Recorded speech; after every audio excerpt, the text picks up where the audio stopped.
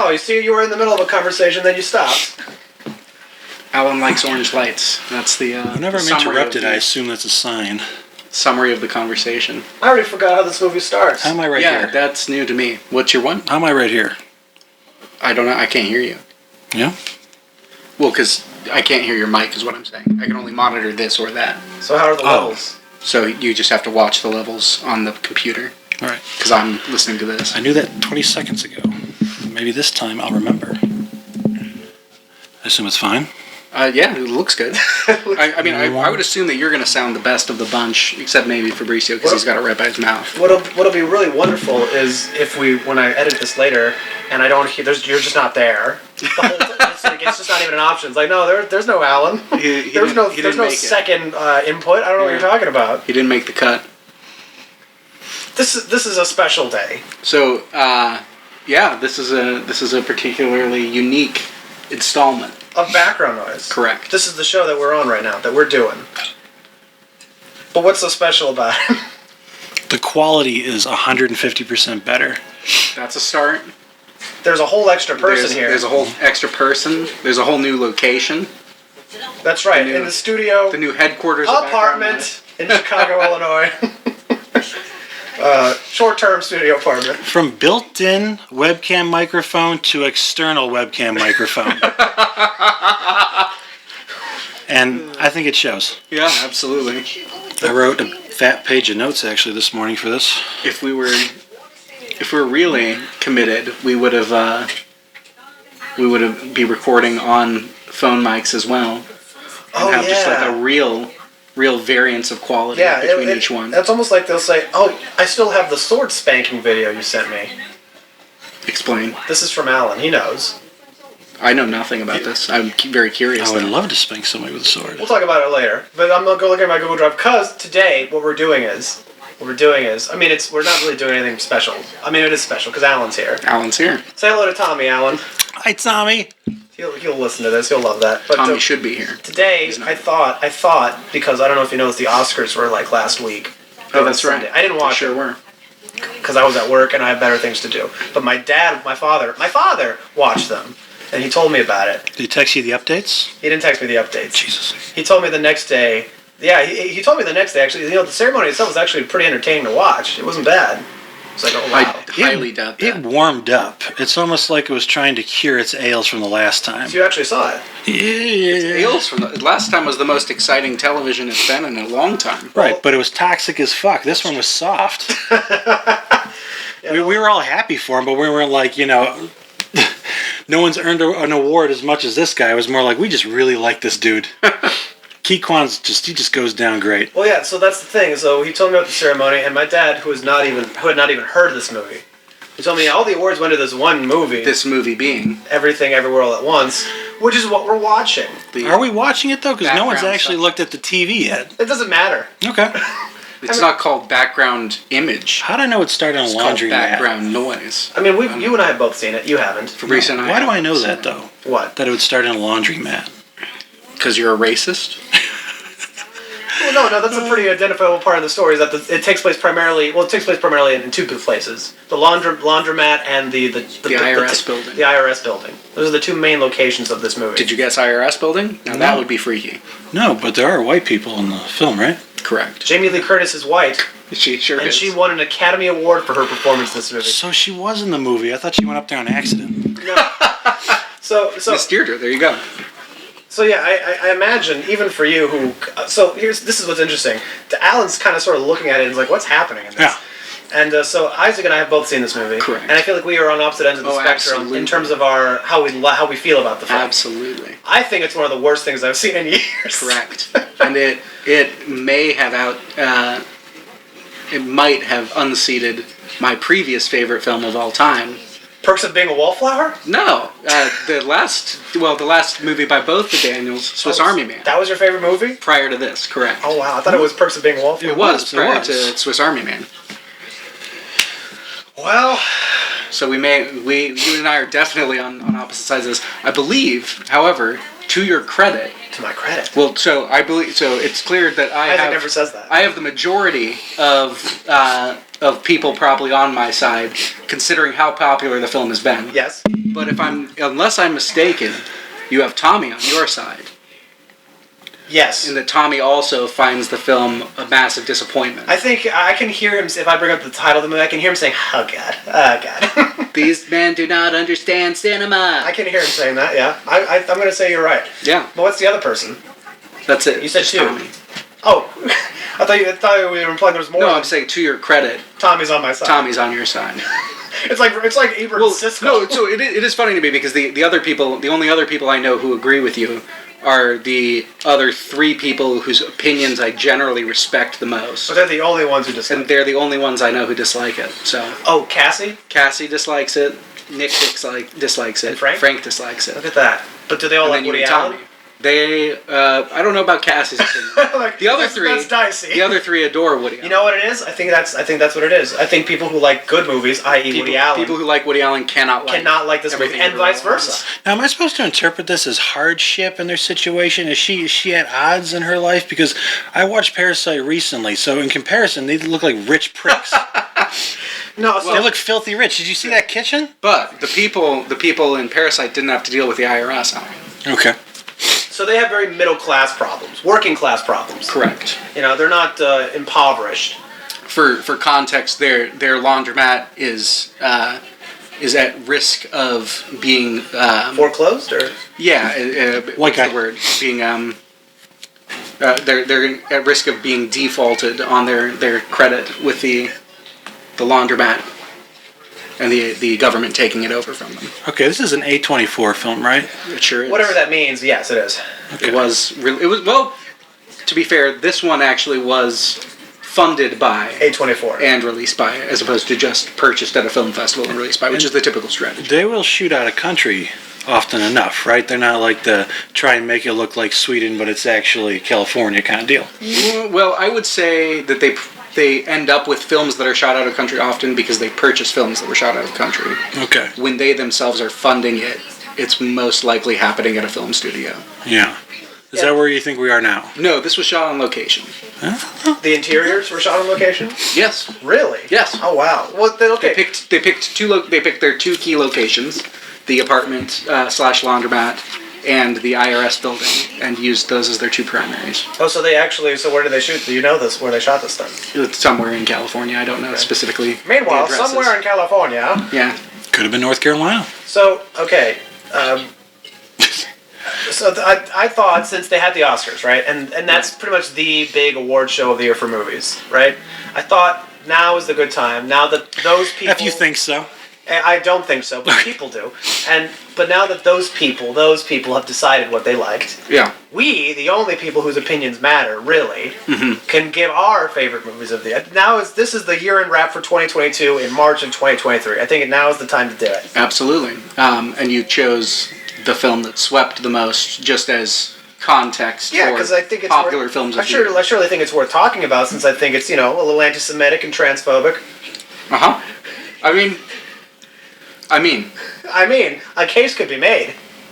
I would say for one half of that, absolutely. Yeah. It's so fun to think about that this lady could kick all of our asses at the same time. You mean in real life? Yeah. For Fabricio, I guess this maybe goes to your... I'm giving you lots of credit today. Yeah, I don't know why. But, you don't just train for Crouching Tiger, Hidden Dragon and then lose it. Well, you know that the film was originally written for Jackie Chan and offered to Jackie Chan. Yeah, he should be playing the Michelle Yeoh part. I wanted to. He said thanks, but no thanks. I thought I saw somebody who looked like him, but I didn't want to say it. What, the short round? That somebody looked like Jackie Chan. Well, here's the thing. Even though technically her part was written for Jackie Chan, the short round character. Yes. I think of him as short round. I'm sorry. He's short round to me. Because it's Temple of Doom. Dr. And Jones. that's not a racist term, is it? No. Okay. I mean, that's just the character's name. Okay. Yeah, you can call him short round. Yeah. I feel like we should future-proof this. Like, I know in 40 years, you can't call people short round anymore. It's not some pejorative. It's like it's a singular character's name. It's just it's a term of endearment, if anything. Sure. But the actor who plays his character, like even the way the action scenes with him feel like, yeah, I know. What's his name? James. I always forget. Is it James Hong or James Wong? Wong, I believe. James Wong. But I'm shooting in the dark as well. But yeah, he's great. He's great in this too, as a man who is pretty much his age. So do you want to start with your films you'd like to discuss? No. I just I was going to say, the guy character, the dad, feels like when I watch him in action, in like the actions in this movie, I think this feels like Jackie Chan stuff. He could have still done that part.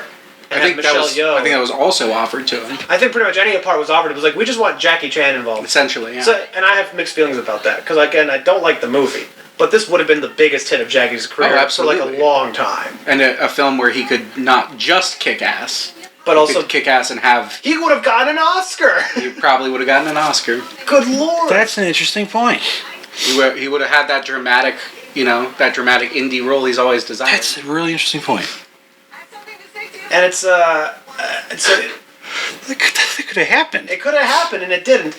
And all he had to do was be there. Now he's stuck with a technical Oscar like a chump. Yeah, pretty much. But just to be nominated, I mean. It's just not just to be nominated. But yeah, I have mixed feelings on it because I dislike it. And also, I think it would have been for the benefit of the movie too, even though it didn't need it. I mean, how much money did this film make? Like a few $100 million? Correct. I think this movie would have crossed the $1 billion mark with Jackie Chan. I sincerely believe that. Do we know the budget? $20 million. Oh yeah. Mm-hmm. Wow. Biggest A24 budget to date. That's a lot of After Effects. Right? They went a long way with it. Still, $20 million stretched to something that I would say looks more like an $80 to $100 million movie. Well, especially when you get to the action stuff, you're like, wait a second. This seems like high budget. I gather from that comment, Alan, you're aware of the behind the scenes story with it in the post-production? I don't know anything. Over 80% of the visual effects were done by a team of 5 people using only After Effects and Blender. And I take it they weren't overworked. Well, I mean, they had the entire pandemic to do it because they got shut down with a few scenes left before pandemic, so they were able to take their time with it. 5 guys. 5 dudes. And are they all anti-Semitic? Well, I mean, you'd have to ask each of them individually. I can't speak for the group. Part 1. We're now officially in part 1 of this movie. So how much of that $20 million do you think she got? Michelle Yeoh? That'll give you a good idea of what the FX team got. I feel like she definitely had a 7-figure salary. Yeah, but I would maybe it's just a clean million. Probably. There's no way she got half the budget. There's no way. I think that's a safe assumption. I mean, really. And I bet you participation points. Yes. I don't know. Yeah, that would be the smart thing. But I don't know. How would she have known that this would have been a big deal? That's true. And also, an actress who's worth millions anyway. I feel like at a certain lady. Yeah, but I feel like at a certain stage of your career, you just ask for participation points on everything. Yeah, you're probably right. Do you have a sense of the budgets in Chinese films? Because that'll give you an idea. Fabricio does. Well, yes, in the general sense, I do. Because a lot of their big blockbusters, I feel like they would cost a little bit more than this. I want to say because it's in yen, and I forget the translation, but I feel like the biggest thing I've ever seen coming out of China in the last few years is probably like 50 million American. I think it's 70. I think I looked it up recently. Well, then so then it's probably gotten higher since the last time I saw it. But yes, it's getting better, but it's still bigger. And then for some reason, their special effects make it look like it is 20 million. It's like a lot of those. That hasn't been true for very long, so that's interesting. Yeah, a lot of those high budget films that are China that have like wuxia or like a lot of fancy elements. I look at that CGI, I'm like, this is pretty bad. Poor. This is poor stuff. Oh yeah. Yeah, it's all good on your end? Yeah, it's just telling me that I'm kicked off my VPN. All audible on the Western Front? Interesting. It really only happened in the last couple of years, though. It must have been something to do with just the tech, just rendering or something. Yeah. Well, I'm assuming they have their own in-house stuff for everything because their industry is just completely separate from ours, it seems. Do you know what I mean? Yeah, you go back even just 5 or 6 years, and their stuff looks like ours did in the early 2000s. Yeah. And then just very recently. Same thing with like Bollywood stuff. So that's cool. But the thing is, they do make $1 last there, right? Right. Yeah. And they definitely that comes to the table when you're kind of negotiating her pay, right? The reason why actors don't do like things for cheap is just because once you do that. So I'm going to say she got $1 million. That's my guess. You think I like $1 million. Do you think they shot an actual film? Did they shoot an actual film? No, I doubt it. They also used probably DaVinci Resolve. I'm sure that they used nitrate as well. They probably used Dehancer. I'm sure they used both. Or some higher like Sapphire. You ever heard of that one? Yeah. Well, they definitely used Sapphire because I watched. They did like a 2-hour talk with Boris FX that owns Sapphire. I see. talking about the effects used in there. See, I've only started learning about all that stuff recently because I now... You have a camera? I'm investing in a camera, and I'm investing in, like, editing software now and stuff like that. It's like, now I learned, oh, wait, there's this thing called Film Convert. He's building a kit. De-Answer. I love it. I love Sapphire. Look at me. I always wanted to hear this from him. I'm now You're seducing me more than you ever have. 10 years into our relationship. I'm finally where Alan wanted me to be 10 years ago. Well, now we can have conversations and you'll know what the hell I'm talking about. Well, that's just... What's funny to me, Alan, did you ever replace your camera after you sold it? No, I'm happy with this. So you're now the camera owner of the group. You know, I've told it to the Finn, who has the Pokemon Snap thing. The one you keep asking me to bring over again. Oh, right, that's She bought a second camera that's like a Canon 3, a Mark III of some kind. That was the one I had. The 5D Mark III? I don't know if it's the 5D Mark III, but it's a Mark III. Yeah. So, that's another option at some point if we need that, I'm sure. So just to let you know, we got cameras, baby. We're back in business. It does open up a lot. Well, no, having two cameras.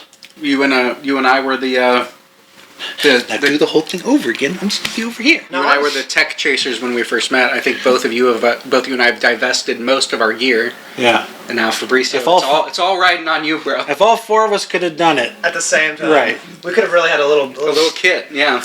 If I could do it all over again, I just use the camera. If you already had one, I mean, I got one first, but I would have did it all in just camera gear, like tracking system and stuff. Sure, so support systems and stuff. Instead, I did the classic amateur mistake. I had $4,001, so I got a $4,000 camera, and then the kit lens that came with it, and then I couldn't do anything else. Right. It's the dumbest thing you can do, but it's so hard to believe them, right?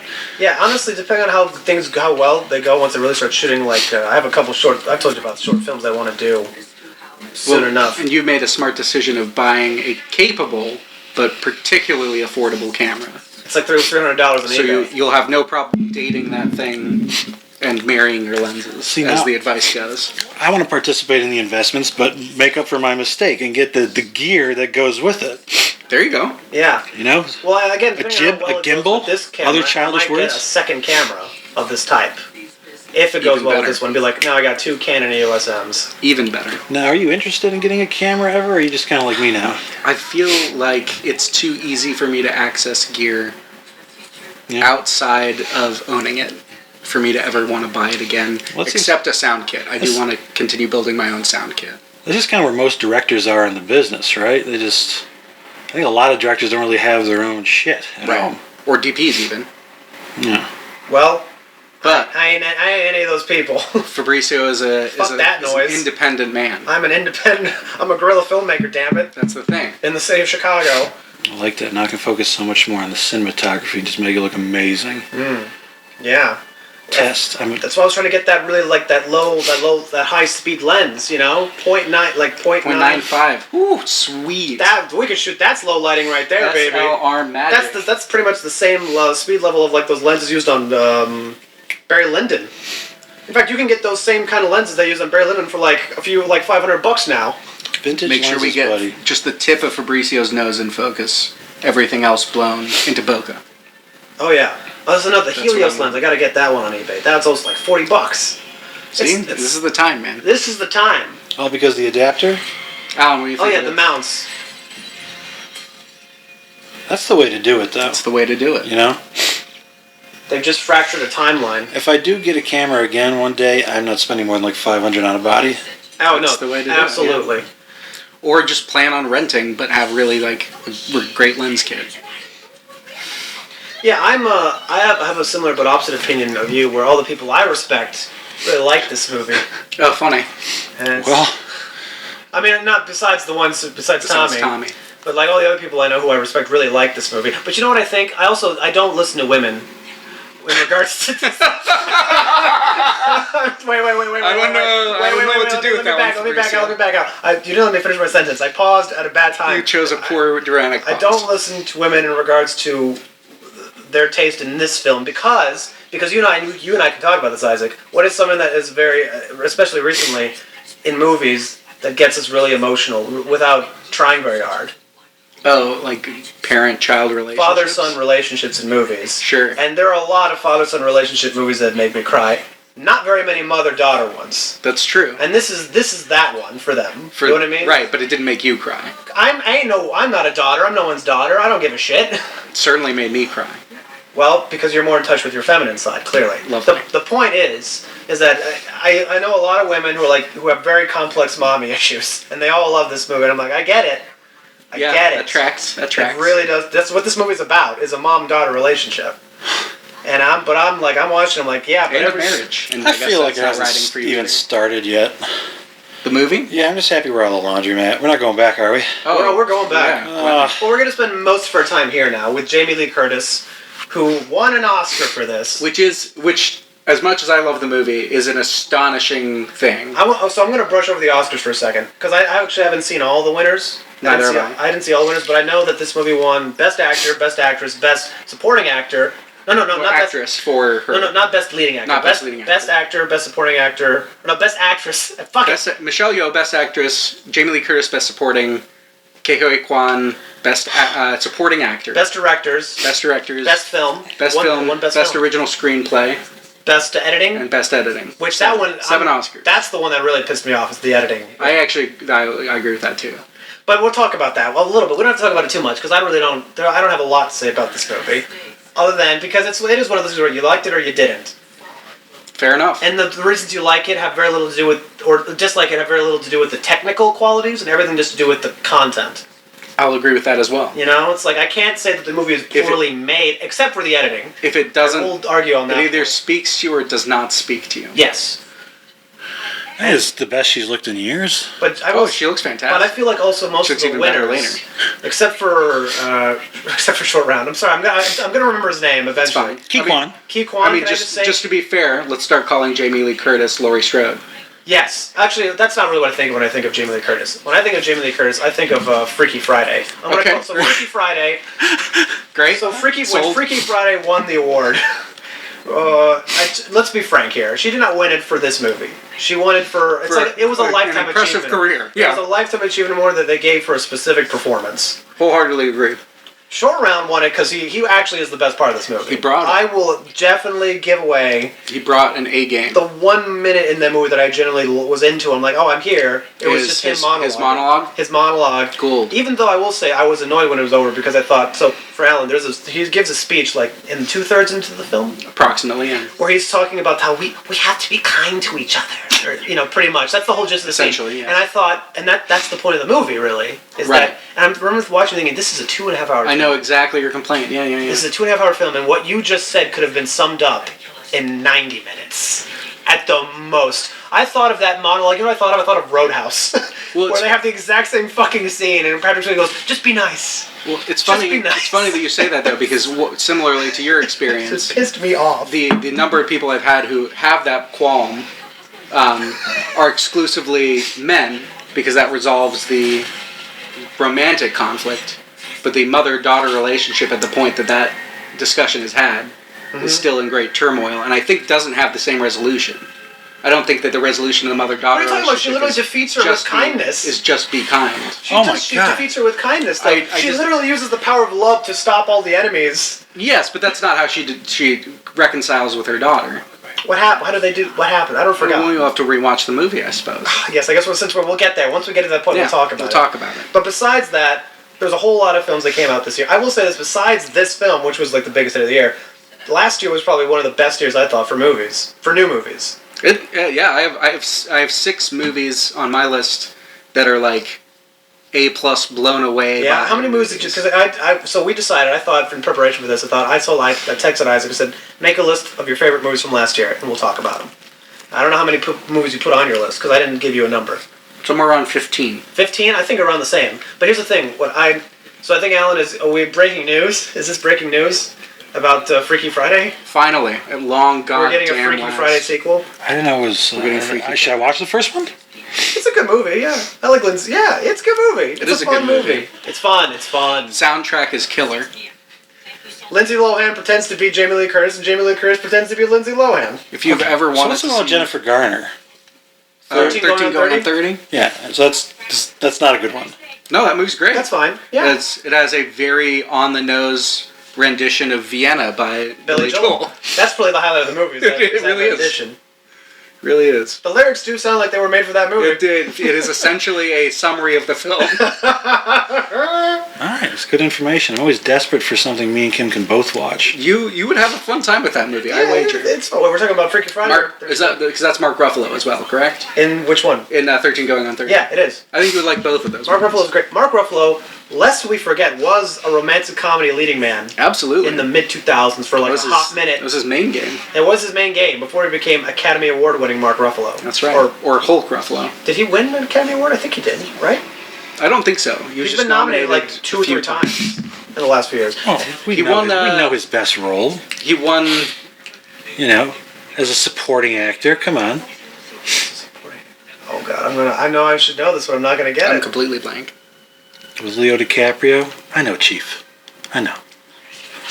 Shutter Island. Oh, you're right. Solid. Yeah. Real solid. Oh my God. That's still one of my favorite Marty films. That is a great Marty film. This is a great buddy that's film. Spencer's favorite movie. Still. It is a great buddy film. Yeah. Even though in many ways this buddy leads him down the primrose path. It was an experiment. Identify with. I think they succeeded more than they failed, honestly. Oh wait, so that's a whole different discussion about how do you interpret that ending? Because I don't think it's necessarily a given that he was crazy the whole time. I agree. Alan's thinking about that one. Well, why do you say that? Well, why do I say that? Because I mean, you're saying that he wasn't crazy the whole time, so the whole thing wasn't an illusion, and he was just going with it. Well, I'm saying that it is just as possible that they made him go crazy. They deceived him into thinking he was crazy, despite he was the only sane person on the island. That's interesting, but there's probably hints in there that. Oh no, absolutely. When you watch it again, there definitely are things like little things that people say that when you think of that information, you're like, oh, that's probably what that's in reference to. But I think it's more interesting with the fact that it's ambiguous. It's not definitively one way or the other. It is an attractive challenge to make a film that's worth watching twice for the first time. Yes, you know that's true. Speaking of, the Prestige is like that. A film that I am sure is on both of our lists for this year, Fabricio. Tar. Okay, so I guess now we're going to talk about our favorite movies. So I want to preface this also by saying that I tried to. Tilda Swinton film? No, but Kate Blanchett. Kate Blanchett, okay. Who looks familiar. So I understand what you think of, but Tilda Swinton also. We're going to talk about her in a second too. We sure will. We sure will. That's also on my list. Yeah, I know what you're talking about, buddy. But so I tried to rank them. I tried to do like a list of like best two. Yeah. And I got up to 8. Okay, I got to 6. And then the rest of them, I don't have a ranking for them. Likewise, similar. I don't know why, I just couldn't, because I think with the top 8, I'm like, okay, I guess I could say this one I like the most, and this one I like the least of my favorites, and the rest are like, I like them all about the same. So you ranked 8 in a row? I ranked 8 of them, and then the rest of them are just like ones I really liked, and it doesn't really matter. It wouldn't make no difference if there was number 12 or number 20. You know, they all were about the same in terms of quality to me. Yeah, well, and as we remember from our last episode, you don't care at all about lists or rankings. Shut the fuck up. But also, a couple of them I couldn't rank just because my feelings for them have very little to do with the film itself and more to do with how I experienced them. Okay. Which I think we can start with one of the first films I have that I did not rank. I don't know if it's on yours that's ranked. Go ahead. Am I Shyamalan? No, it's no, he didn't make a movie last year. He didn't have a movie in 2022. Oh man. I know, right? This is why I didn't make a list. So 3,000 Years of Longing. Oh yeah, that's here. Which we both saw in theaters in, was it September? August. It was even earlier. Yes, that makes sense. You know what? That absolutely is right, because it was before I met. Yes. So it was in August of last year. That's that movie I meant to see, but I read a book instead. I was up until that point, and for most of that year, I wasn't watching any movies. Oh yeah? That movie! Exactly. How was it? Well, let's talk about this. You go first. Let's get into. So, as I was not watching movies at all for the first first half of the year. I was not into it. I was morose. I was depressed. I did not have the energy for movies. And this movie, well, this and Godard, but Godard's a whole separate conversation that we kind of already had. But this movie brought me back to life. I remember watching it in theater and reveling in the fact that this movie, which really seemed like it was made for us, because the movie stars Tilda Swinton and Idris Elba. A pairing that you have been manifesting for a decade. If there ever was any proof that manifestation works, it is the fact that somehow a movie made starring specifically Idris Elba and Tilda Swinton by the director of Babe, Pig in the City. That's right. I was going to say, you can't forget the George Miller factor. Wait, how did you know that they were going to be in a movie together? I didn't. That's incredible. He willed it into existence. That monologue you used to do.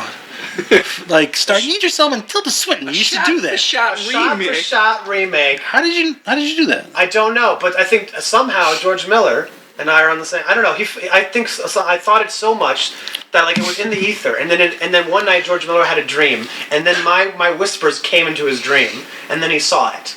It happened.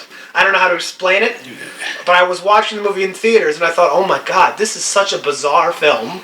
This is my movie. You do this sometimes, and it's so validating. This is like the time you guessed the teacher's favorite movie right off the bat. That's right. I forgot about that. That was impressive. Dr. Strangelove.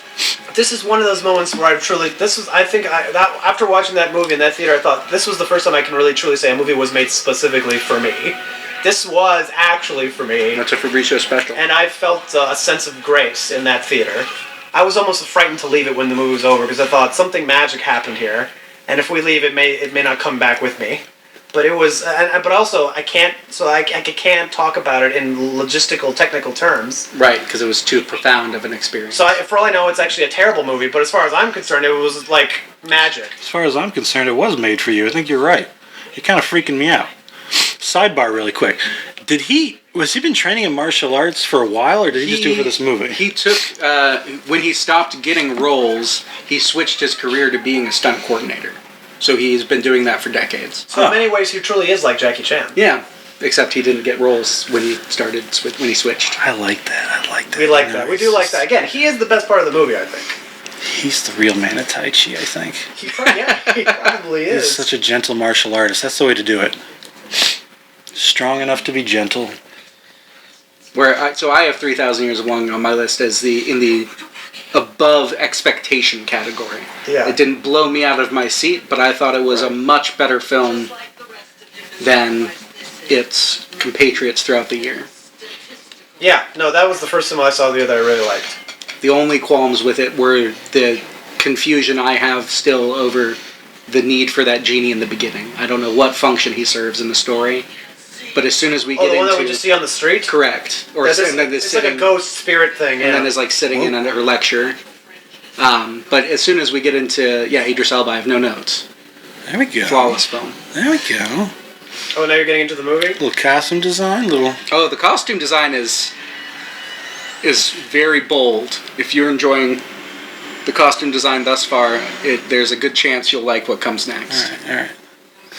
Any chance these costumes make it to the laundry room? No, that would be good though. Oh, they don't really use the laundromat in that kind of a way, do they? No, they don't. That's how you know that's how you really know that it's a shitty movie. The laundromat has very little to do with the clothing, to be honest. Yeah. And everything to do with googly eyes. Oh yes, the Google that. There are moments in this movie. Can I also just say, there are moments in this movie where I was actually embarrassed to be watching this movie. That doesn't surprise me. I was actually embarrassed. Did you see it in the theater? You said? I saw it at home by myself in the basement. If my parents saw me watching this, it would be worse if it was porn. Yeah. No, it would be better if it was porn. This, I'm embarrassed. You're clipping a bit on your mic, by the way. I'm sorry. Just because you're enthusiastic. So if they came down, they said, "What are you doing?" You'd be like, "Masturbating." Yeah. I am watching porn. Quickly switching it to pornography. So that they wouldn't think I'm watching anything this weird. But because so the movie... I swear to God, I was looking at tits a second ago and it just switched over. There are moments that this movie has like the sense of humor of like a 13-year-old boy. Correct. And I don't... You know what it's like? I think they said it on Red Letter Media, and it really was like the perfect way to describe it. It's like a feature-length Rick and Morty episode. And it's like, that show's funny in 20-minute doses. And after 2.5 hours, I was just... After like an hour, I was done. I'm like, I don't need any more of this. So to go off of that, who was this movie made for? Apparently everyone. Jeez. Everyone, everywhere, all at once. Yeah, quite frankly, it's amazing. Every day I feel like less... Yeah. This is how I wish they'd responded to Lady in the Water. See, what I would answer, and Fabricio, you're going to hate this answer. I can't wait. I feel like this movie was made for people who like the tone of style of something like Guardians of the Galaxy, but wish it had a little fucking substance to it. All right. That was a personal attack on me. I mean, we're not even halfway through it. My take is that maybe it was made for... It's like a Guardians of the Galaxy for people doing a podcast. There you go. Wait a second. That's exactly the niche audience for whom it was designed. I think you're right. It was made for us to watch it. It was made for background noise. It's good. It's like the company that you're not obligated for, you know? I like that. Oh, yeah? So what you're saying is that you're enjoying watching it, but not really watching it. You're happy that it's not the only thing to grab your attention. I'm looking at it. I'm hearing it. I got the subtitles on. Yeah, we do have the subtitles, thank God. So in reality, we're watching the movie. I'm paying attention, but I don't know what the hell's going on still. And, they've already passed my mark where it's like you got to you have to grab me and get me connected probably I'd say about 10 minutes ago now, and they haven't done it. I just find myself wishing they'd get the hell out of these sets and do something else. Well, they do technically. Okay, so that is another part of the movie. So there's the general premise is that they have this ability to jump from universe to universe. Yeah, to be fair, the multiverse portion has not even technically begun yet. But not good universes. Oh, in terms of like really impressive visuals? Well, we're in an office. Well, again, the multiverse section is not even. Yeah, they haven't done that yet. Point. People from other universes have jumped to that universe. We are only in one universe so far in this film. Okay, so we're supposed to be kind of locked in this mundane environment with Correct. these people. So far. Okay. But I could tolerate that for the first 10 minutes, but yeah, I was gonna say. Well, that's again back sounds to like you still the have the message of the film Office Space was that we don't like this, So you gotta. It's true. Remember Office Space. You remember Office Space. At least it's Ki-Hu Kwan instead of like Rick from Rick and Morty. Yeah. Yeah, he's a genuine. He's like a person, and he's like he has charm to him, and he's you love him. You love him really quickly in this movie. Oh, yeah. This guy. Rick is just like undyingly cynical, and he never stops. Right. And I can't do it anymore. I'm curious if you'll get this is a little inside joke. Oh wait, we're not there yet. We'll come back to it. What, the donut? Correct. Well, the bagel, which is the donut. Yes. This is a sophisticated film. I have to pay close attention. So movie number 2. Oh, well, okay, so... Unless you have more to say on 3K. No, with 3,000 Years, okay, so I thought I would start with the movies that I didn't rank, because they're more like the honorable mentions, or the ones that... Yeah. I must have missed the part where they explain why he's got the things on his ears. That's how they verse jump. Yeah, they pretty much use that to jump from multiverse. So they don't jump, they jump bodies. They don't jump time. That makes sense. I can't tell if he's saying that because it makes sense or it doesn't make sense. This is wall-to-wall science. Well, okay, yes, but... Yes, so another Schrodinger film, would be proud. So this is actually the opposite of 3,000 Years in that this movie I think might actually be terrible, but I still can't stop thinking about it, and that's Clerks 3. God damn it. Nice. Clerks 3, it haunts my dreams now. I was confused. I thought it was just the second Jay and Silent Bob movie. Right? It was like 2 days ago I saw Clerks 3 and I was like, that did come out. Wait, you saw it? No, I just saw that it was there. I saw an ad and I thought, oh yeah. There's another thing besides Jay and Silent Bob too that I ignored because I was scared of his heroin face. Yes. Which I believe he's fixed. Yeah, he looks pretty okay in Clerks 3. He's obviously still looks older, but he still looks like him. It looks fine. That's good. Yeah, that's probably one of the nicer things about this. So, Clerks 3, for those of us who are uninitiated into this monstrosity of a film, is that basically they're old and they still work at a convenience store. They sure do. They haven't really changed that much. I mean, they own it now because of Clerks 2. But still, they work at the convenience store that they own. And basically, Dante, much paralleling the real-life story of Kevin Smith, gets a heart attack that's supposed to kill him. It's the Widowmaker heart attack. But Dante gets it. No. Randall gets it. Oh. Well, actually, they both get it. But first, Randall gets it. And he survives. And he's like, oh my god, I'm like 50 plus years old. I was about to die. I haven't done anything with my life. I want to make a movie. They proceed to make Clerks, the movie. Right. Shot for shot almost, but they're in their 50s. Alright. Yeah, exactly. It's very strange because they're having the same scenarios and dialogues. Like, they bring back all the old cast. So, like, the girlfriend of Veronica in the first movie, she's there again. And they're, like, doing those scenes, but they're in their 50s, so they wouldn't be having this conversation in their 50s. They're like, this is like... You know what I mean? It's weird that they're doing this. And then also, it brings up... Then there's also the dramatic scenes with Dante where, like, he was married to Rosario Dawson. Yeah. And then she dies. She's dead when this movie starts. She died in a car crash, and she was apparently pregnant with their unborn child, and he died, and the child died too. It's getting harder and harder to argue that there's no racism at all. And then... And then it's you insert a character like Randall to soften it up, but it's like no, that doesn't excuse just the subject matter. And then they go and do that. She looks so healthy. Why'd she die? in a car crash. Oh. Nah.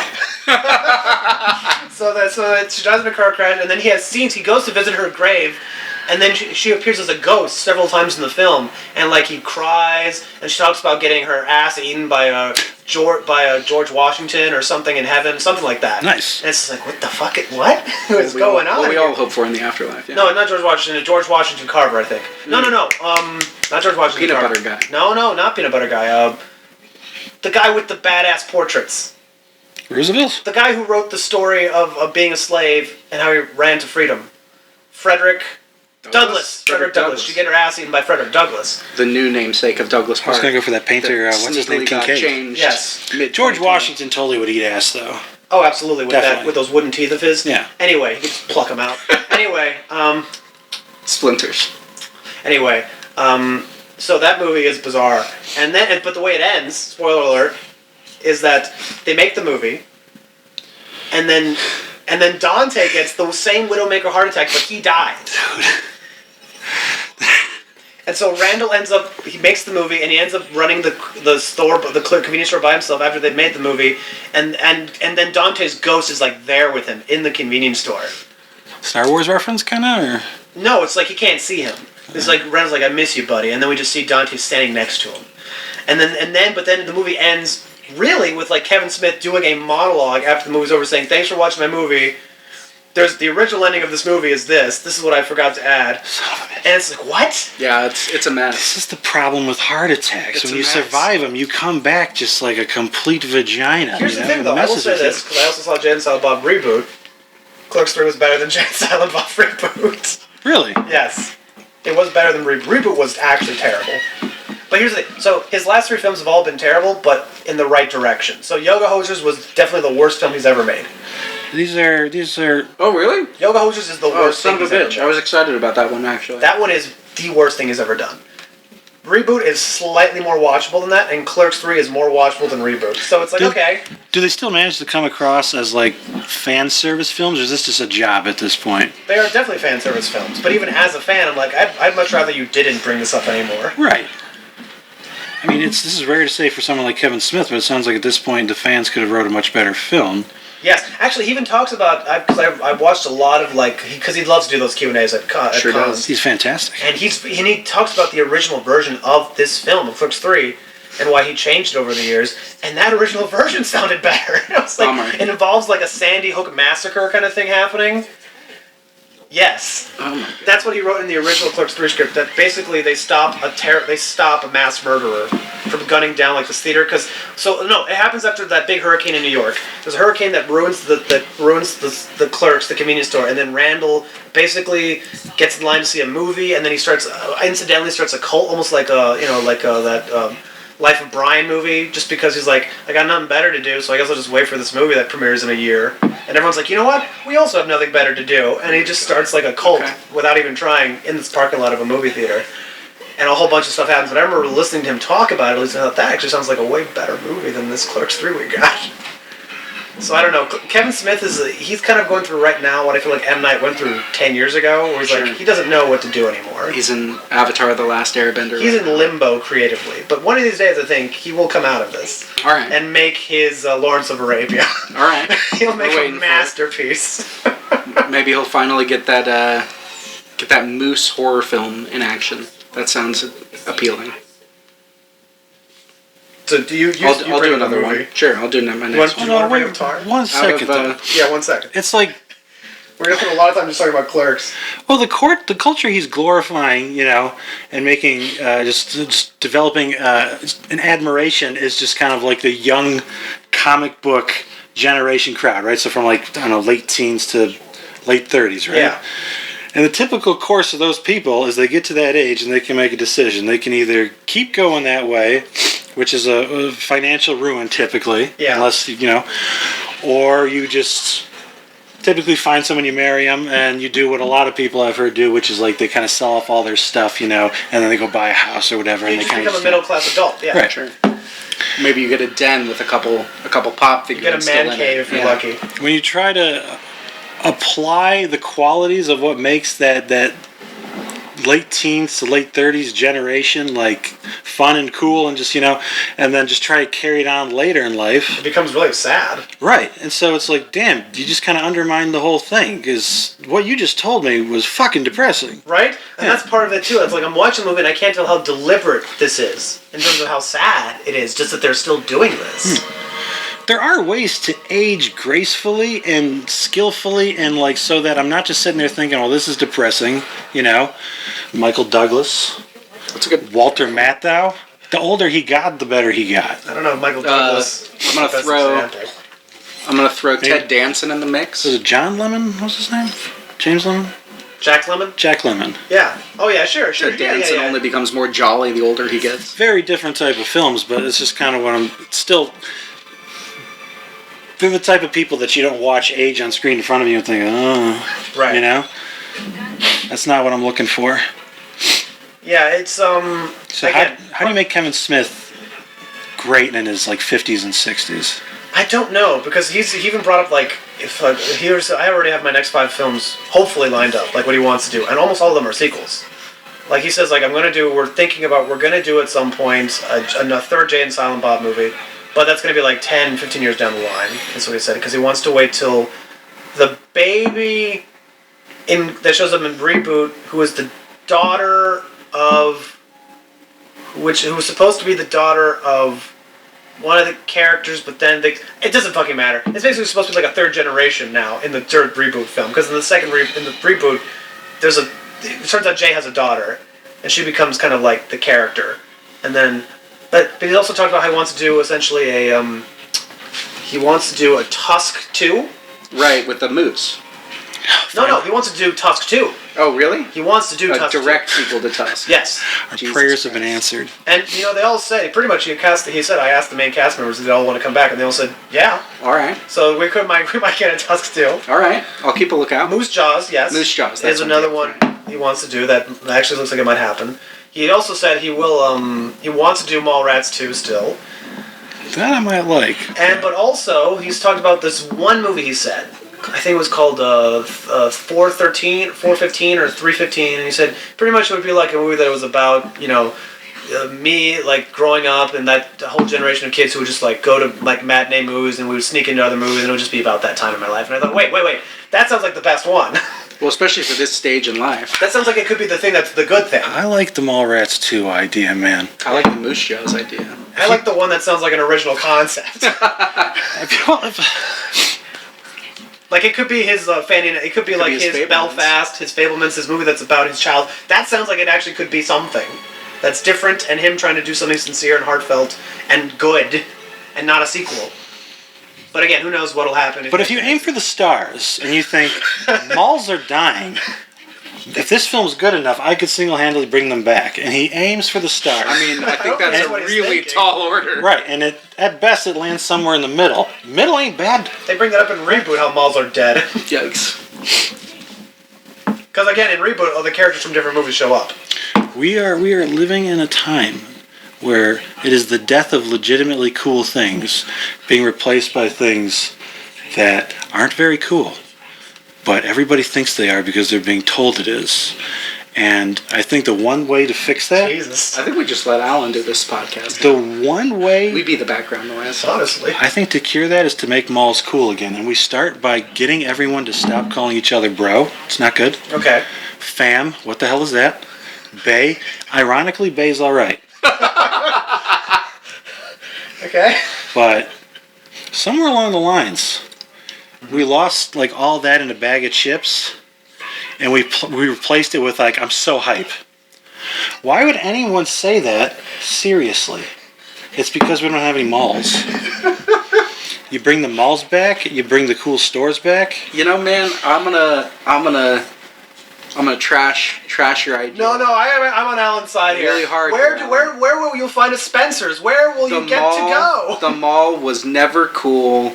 The mall was never cool. No, I There's just never been anything you weren't good there. about the You weren't mall. there for the good days. We're the exact same age. What are you talking about? I was there for the good days. I remember. clearly, the mall is never. I'm clearly Isaac. Clearly, you didn't grow up in Minnesota. Isaac. The Mega Mall is still great. Isaac, ethnic people are 10 years behind the times. When I was growing up, I was at the peak of the mall era. From the late 80s. You grew up in a valley, so that doesn't really count as like a suburb, right? I know good malls. No, it does not count as a suburb. That's true. Right. So that's, you know. No, I think, not only do I agree that malls should be, I think there should be inner city malls. There aren't enough inner city malls. The Hip still does good, does it not? But that's technically a suburb. That is technically a suburb. That's technically in its own suburb. Block 37 is a decent mall.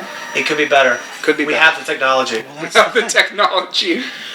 Another example is Block 37 where Latinosity was? Yes. Theater? Yeah. Okay. Latinosity was glorious. It really was. It really was. There's nothing. Imagine all the free jarritos. Absolutely. This is where I don't understand business practices and just like flawed business We have to practices. record a Everything that's great just seems to disappear. I don't know if it's because they're too busy riding the wave, you know? Bennigan's across from Art Museum, gone. Why? And now there's a Walgreens. Name one person who said, thank God. There's a Walgreens half a block closer. Last time I pissed my pants. No. We all say, "Oh my God, we lost Bennigan's." I'm so happy that I stole a cup from there and I have that to remember them by. It was hard getting that out because that's one of those things that my dad does at this point. I don't even care. It's like he likes to steal cups or like mugs from different restaurants. Like, you know what? Sure, do it. My mother. You never know. You never know. Another thing we have in common. You never know. You never know. He takes all the Stella glasses whenever he goes. I broke some Stella glasses. I got to go to the Red Robin and steal one of theirs. Now, when I was in animation school, Elephant and Castle was across the street, and I'm like, I don't want to, fuck around and look for food, and I didn't bring anything, so I go across the street and I'd order, whatever, and you know me. So sometimes I'd order like a strip steak, right? Every time they would give me real silverware. So if you look in my silverware drawer somewhere, there's Elephant and Castle steak knives. Nice.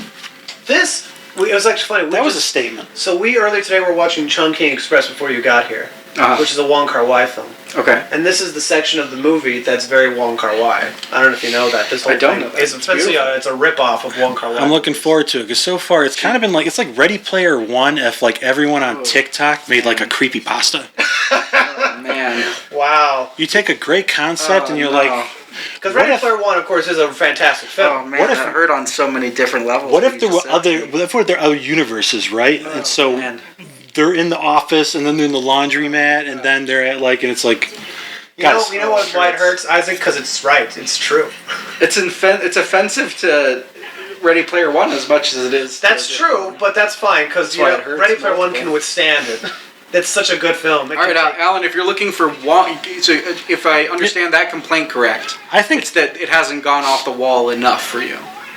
Because if that is the complaint, you are about to reach the point where that will not be a problem for you. I'm excited. You may have many problems still, but that won't be one of them. It almost feels like an AI film, AI generated. It's just something really very. See, he's putting it into words Can't do this in a anymore. more eloquent way than I ever could. Can't do this anymore. You know why? Because we need malls back, Isaac. Yeah, people. That's why Lydia Tarr did nothing wrong. That is why Lydia Tarr did nothing wrong. Lydia Tarr did nothing wrong. That's why I was surprised by Avatar 2, because even after 14 years, I couldn't come up with anything that wasn't bland and just kind of like a dumb repeat of the first one, I couldn't see it, right? There was nothing to really... I didn't know how to explore the space. I didn't know how he would explore the space. And he found something. He did find something. I thought it would be another movie in the forest. Maybe they found another tree that's not so big. I don't remember. It's an honorable mention on it. More Awe, is that the god? The goddess? Oh, the water tree god? Yeah, Awe. The whatever the name. Awa.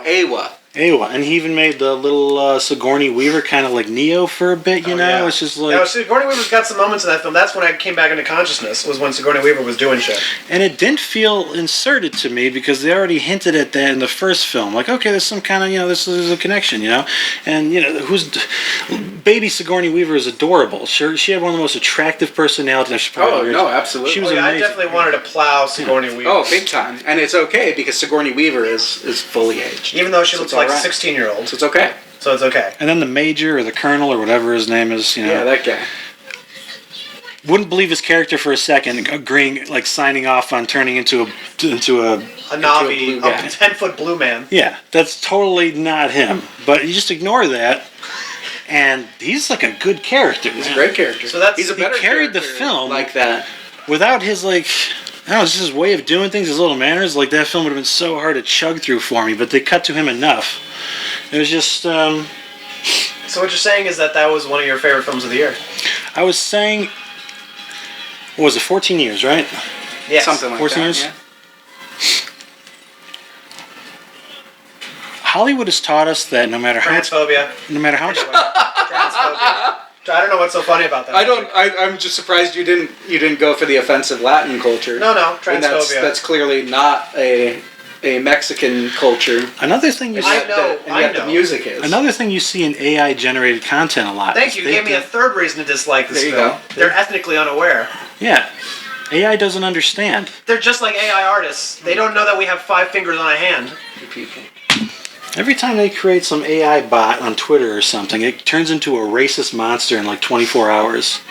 But not even because it is, but just because it doesn't understand how we interpret things. Yeah. It also kind of points up the fact that it's like, it's kind of not real at the same time. Well, it's also crawling the entire internet, which is at least a quarter that. It's ruining the comment sections. It's ruining the comment sections. More and more people are getting into fights with like bots that aren't real. They're just there to be like, hey. Because Lydia Tarr did nothing wrong. She did do nothing wrong. And that's why Tar is such a great movie. Yes, and great for a rewatch. Because it's a great documentary about a great composer. Yeah. Who was Lydia Tarr? We all know. Tarr. Oh, remember? I thought that was TAR that you were saying Tar. That's a name. That's a name. Yeah. Well, you remember we all grew up on her music. On the music, she's an EGOT winner. She got an Emmy, Grammy, an Oscar, a Tony. What's the song? Legendary. She mostly did. She mostly does. She does reorchestrations of like classic Mahler. She was gonna finish her Mahler because she was gonna do all of the 5 main Mahler symphonies, but she didn't get to finish the 4th one, I think. Yep, that's right. That was the 4th one, which they and then she had to go and work in like the Philippines. Yeah, dude, and score. She was disgraced because she was accused of sexual allegations. She ended up scoring video game. I know, but I don't know the music. Yeah, she ended up. Yes. She ended up getting a sexual assault allegations towards students in her. I forget what the program was called, but basically she was one of the founders of a kind of a school for music fellowship for women, specifically for women conductors. But she was also accused of being a sexual granting predator. sexual favors or favors in exchange for sexual. Right. Yeah. Well, I'll give her a pass on being a sexist, but a predator. I'd have to hear both sides. Well, I mean, when you watch the movie, I would say the movie actually presents very fairly. You can make whichever interpretation you want from the film, but to me, it is patently obvious that she is being dragged through the mud unjustly. Absolutely, and everyone, even they are all fine with it because they're a bunch of leeches, sucking off her talent until they think, oh, the ship's about to sink, let's abandon ship, That's right. The bunch of rats fleeing. That's really, if anything, everyone else is the guilty party. And Lydia Tarr is the only person who's innocent in that film. I couldn't agree more. So the film kind of reveals the complexities of social dynamics with artists. You especially like the monologue she gives to that kid in Juilliard. In Juilliard. She does a training. You would absolutely love what she says, Alan, because she tells it straight. She tells it straight from the hip. She tells it straight, and she calls him out on his bullshit. But also, I don't think she said anything wrong. She said nothing wrong. And it's one of those things where like the tape gets leaked later, and all these people are like, "Oh my God, you said this!" Out of context, it's like what she said. Anything. What she said is perfectly just. He doesn't like Bach. In America, she said this. She said this, yes, at Juilliard. Oh well. She said this too. He was saying this as what did he say? As a BIPOC. Yeah, as a BIPOC queer man, I don't feel comfortable with this person's playing this person's music. I don't feel like I can get anything. I can't relate to the music of Bach. That's right. A cis white man, and Tar goes off on him. Let me tell you. As she should have. Yeah, absolutely. The worst thing you can say about Tar is that she knows what she's talking about, and she knows that she knows what she's talking about, so she's got a little bit of an ego. Maybe she could have said it in a nicer way, but you know what? He needed to hear that. No, absolutely. He needed to hear that from someone. I don't think it was out and out cruel either. It was just very. I'm trying to remember who. Tar is. If you're going to use that logic, you got to use that logic to its natural conclusion. You can't pick and choose your logic on that. Tar is one of the great composers of all time, and the movie Tar is a great examination of how of a. So I do know this person. It's just not coming to me. Absolutely, I agree. As soon as I watched the film, I wanted to go back and re-listen to all of her discography. Yeah. She's a talented. Step off to the side here. Look this up. Yes. So anyway, moving on to the next. 1 second. Does this make any sense? Just that picture. That's 2,000 Years of Longing. Well, no, that's the second one. The first one is the one on the left is from. What is that from? The one on the right is from Aladdin. The live action Will Smith one. If you recognize the reference in a moment here.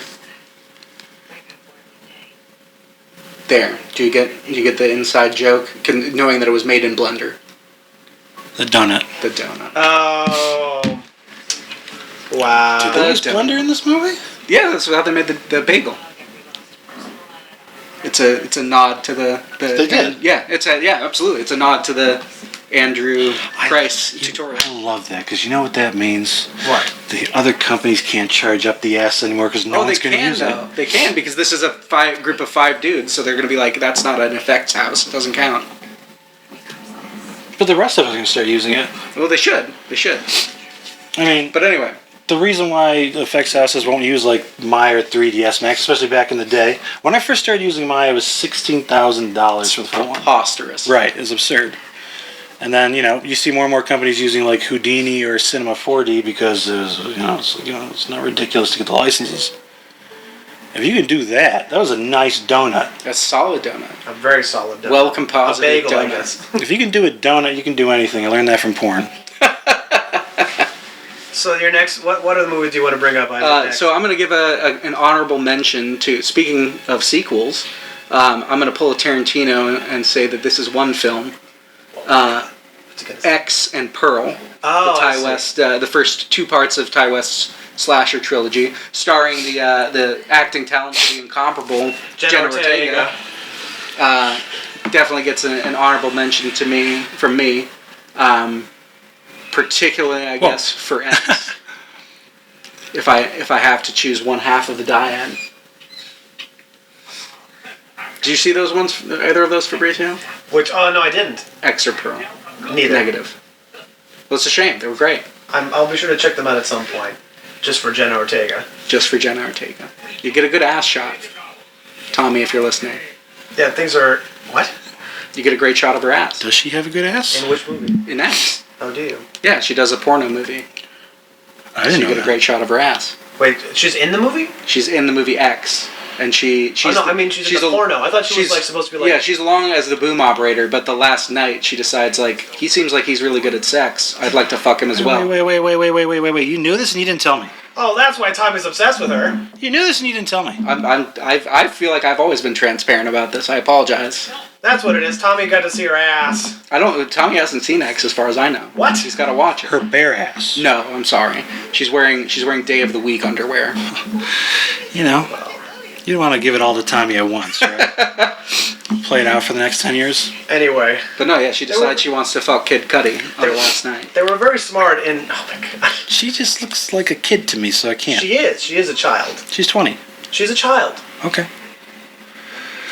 I mean, now when 10 years from now when we're dating, I'm not going to say it. Greta Thunberg's 20 now. But it's true. I mean, hey, look, so Lil Yachty's 25. That shocks me. That is disappointing. Because I remember when he was like 16. Yeah. Little Yachty. Lil Yachty, yeah. His last album, by the way, incredible. Everyone should listen to it. Yeah, the bits you played for me. Yeah, I was never waiting for him to become an adult to say anything bad about him. I've been waiting for Greta Thunberg to become an adult, and I always thought she was 12, so I didn't know she was like 16 the whole time. Now she's 20. Yeah. Now it's okay. Before it wasn't okay. You guys were being ruthless to things people were saying. She was a kid. But now, fuck that bitch. Oh my god. There we go. That's why we brought him along. There you go. And bring back those malls, baby. But okay, so I'm gonna go through like. How dare you? I'm gonna. That was good. That was a really good impression of Greta Thunberg. I think it's really smart in this movie about putting James Wong in like a wheelchair for most of this, even in the action stuff, because like the man's like 90. Well, yeah, give the guy a break. You know what I mean? Like he can't be doing that shit. He can't be running around. Give him a wheelchair role. Put him in a chair. We're not all Clint. I think if this is the part of the movie where my brain just shut off, and I'm like, okay, things are just gonna happen, I guess. Things do happen. But I'm gonna go through like 10 movies now. Speed round. I think he could run. James Wong. Yeah. He's holding it in. Oh, you should see me on the field. 10 more years of jogging at least. If you give me the burning blade and the savage heart. That's the thing. I think comedy's the key. Comedy's the key to longevity. There you go. You're probably right. It's so good for the body. That is what they say. That is true. Yeah. Whenever I'm feeling really sad, I force myself to laugh. And I'll cry and laugh at the same time. You know what happens afterwards? I take the biggest shit in my life and I feel empty as a vessel. Clint Eastwood is actually pretty funny. Oh, I think so too. Yeah. I think I haven't seen any of his comedic roles. Well, they're all comedic, Isaac. Are they all comedic? Oh, yeah. Oh, did you ever see that shot in Absolute Power when he looks at Gene Hackman on the screen and it zooms in on him and goes, "You heartless whore." It's like, oh, that's funny. I took it seriously. That's a funny line. It's funny. Anyway, I'm going to go through like 10 movies that I liked, all of Honorable them. mentions. And I don't have anything much to say other than I think they're good and they're worth watching, quite frankly. Hit me with them. Let's see, The Pale Blue Eye. Oh! That was really good. I saw that movie. Oh, you have anything to say about it? I like that movie. I liked it too. And especially since I wasn't doing a really good job of paying attention. I mean, I wasn't thinking too hard, even though it's kind of one of those thinkers, kind of. Yeah, it is kind of. I made it halfway through the film before I realized that was Edgar Allan Poe. I preferred to find out that way because there's just more of a shock. Yeah. I was like, he was calling him Poe. He kind of looks like Edgar Allan Poe. He's got that that weird muscle-like face, skeleton face. Those cheekbones and everything. And I was like, wouldn't it be cool? If it was. And halfway through the film, I was like, holy shit. It's Edgar Allan Poe. This is so fun. It's an origin story of Edgar Allan Poe, more than it is a crime mystery. And him and Christian Bale, that guy who's Dudley. Oh, yeah, that guy. We know. He's a good actor. He's really good. He kind of is a poet, actually. I mean, his short in that Buster Scruggs series. Yeah, in that as well. That's probably what they cast him for, was from that. And there was only half of him. So, him God damn it. No, really, I really liked him and Christian Bale acting together. No, yeah, it was very good. It's very Scott Cooper, I've officially decided he's a good director. It's just a great film. Yeah, he's good at making movies. Anyway, so that's one. That was West Point in the 1800s. It's like, how did they do that? How could... fascinating. Don't worry, darling. I thought that made your list? I liked it. Didn't we see that together? No, I saw it with my girlfriend at the time. I see. But no, it was good. I liked it. Never heard of it. Is that like a new Adam Driver movie? No, it was, you know who directed it? Fucking Olivia goddamn Wilde. Olivia Wilde, baby. See, starring Harry Styles and Florence Pugh. Olivia Wilde. The director of Booksmart. Correct. Also correct. It's her second movie. So here's what's funny to me. This is the only thing I'll say. Can I just say, script, very stupid. Direction, excellent. So that's what I was going to say. I think the movie's terrible. But... You're not going to disagree. But I think Olivia Wilde's talent as a director shined brilliantly. She made something out of nothing. Shined brilliantly in the first half of that movie. Yeah, minus the plot twist, which is just dumb. It's a terrible plot twist. But besides that, like especially the ending. The ending is really good because they had an original ending, like a much more like literal ending to that film, and they changed it for the movie. And because clearly she understood, like, no, this works much better if we keep it abstract. I very dislike the ending, but well, you're wrong. So the next thing, do you think, first half real quick though, is impressive. Do you think that she does seem like a capable director, or that she just had that one in the chamber for so long? No, I think she's a good director. No, I think I can't wait for the third thing she does, whatever it is. But likewise, that movie seemed like that was made by, you know what that seemed like? It seemed like if this was like old Hollywood, and this is like some 50-year-old drunk who gets sober for every film, and then yells at his actors and like, you worthless piece of shit, you're gonna get this shot that I need. Yeah, but she's like a woman, and it's perfect. She seems like a monster, but she's like Nicholas Ray. If Nicholas Ray was an attractive young, that's correct. What she's like. She's gonna have a great career. Just like the set of The Exorcist. She's in that same vein. She's like a Peckinpah. She just doesn't know it yet. Yeah. She is disagreeable as all hell, and I love it. She's burning bridges, but she's so goddamn it must be allowed. good. And she's so goddamn good that they will crawl back. I know talent when I see the ashes. Regardless of gender, I must recognize it, and she is a talented director. I agree. So don't worry, darling. Let's see, Turning Red. Actually, was a really nice Disney Pixar film. Probably the best Pixar film I've seen in like 5-6 years. Now that's about the red panda and periods. Yeah. That was really good. Really? That movie hit the mark. Again, buddy. I'm Sorry, I'm getting really excited. You are. That movie hit the mark. Phallic symbol in your hand. You just got to get it out of the mouth. You know. That movie hit the mark for me that this movie tried to hit. Really? Yeah. I've been avoiding it. It's really good. I thought it was quite solid as well. Red panda is my favorite animal too. It's a good movie. It's also the same thing. It's about an immigrant family, Chinese, but they live in Toronto. And a little girl All important change. who doesn't get along with, has a troubled relationship with her mother. It's this movie, but better. So anyway, that's Turning Red. Down Abbey, A New Era. Oh yeah, that made the honorable mention. If you love Down Abbey, the show, you're gonna love this movie. All right. It's the second movie they've done. Oh. Yeah, and everyone got a really nice tan in this movie because then they all lost 10 pounds and look a lot older. How many characters have died? Over the course of the show? Yeah. Like a dozen or so. Okay. But just like in the way people die, Right. you know, like only one person gets murdered. I But did they die in the Abbey? Yes, some of them. So if you were inclined to believe such things, that place is probably haunted as shit. If you were inclined to believe so, but it's not based on true events. Okay, but would they ever explore that? And maybe after Down Abbey, A New Era, we'll have to wait and see. I have to see what Because happens next. a spoiler alert. Spoiler alert. This is the one where Maggie Smith finally croaks. Oh shit. That's high stakes. She's like the lifeblood of that show. High stakes. And first of all, she's in 90% of that movie, she's in a bed. or sitting down. She's not mobile. Well, I haven't seen it, but I listened to the soundtrack so many times. Lovely. Yeah. Okay, so... Good walking one. Anyway, another Decision to Leave. A really good crime mystery film. And I thought it would be higher at this point, but I saw so many other great films, I'm like, no, I just really liked it. Is it a Chinese film? Korean. Korean? It's good, though. I saw it like twice, 3 times. Did they leave? A decision was made to leave. Yeah. Twice, one could say. Yeah. South Korea? Yeah. Yes. That could be a North Korean film. It could be. Yeah, we wouldn't be seeing it, but it could be. Oh, we're leaving this place, you know? Let's see. Okay, Nope. Nope is also on my list of honorable mentions. Nope was really good. You know how I know it's good? My dad. My dad does not like this movie. Well, you said that. My dad. This movie is a science fiction horror western. I can't think of 3 genres my dad dislikes more. And he liked the movie. He liked it? Solid. So I was like, okay, this must be a really good movie. You know how I know? My dad. My dad.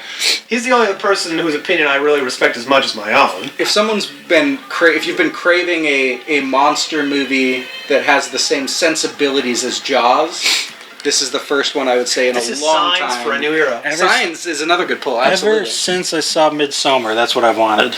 You want to know? Yeah. So Go see Nope. I would urge you to come over and watch it on the sound system because that movie The is soundscape of that movie, you can tell. Oh, you've seen this one? Yeah. Oh, excellent. It's amazing. Truly, just... And the behind-the-scenes stuff is really exciting. Agreed. When it's not on screen, it's still going on, right? It's I love that cinematographer. You're trying to catch something. he's like an X-ray system to get the lighting right at nighttime, so it's like an X-ray cool. can. Like It's not ready for when you get there. Or whatever. Doesn't matter. Anyway, so let me imagine being the guy who was like, "Here's how you do this. Yeah, right? We need an infrared camera. Let me tell you how to capture UFOs. Okay, so... Sync to the real camera." a couple more that I didn't rank. Let's see. Elvis.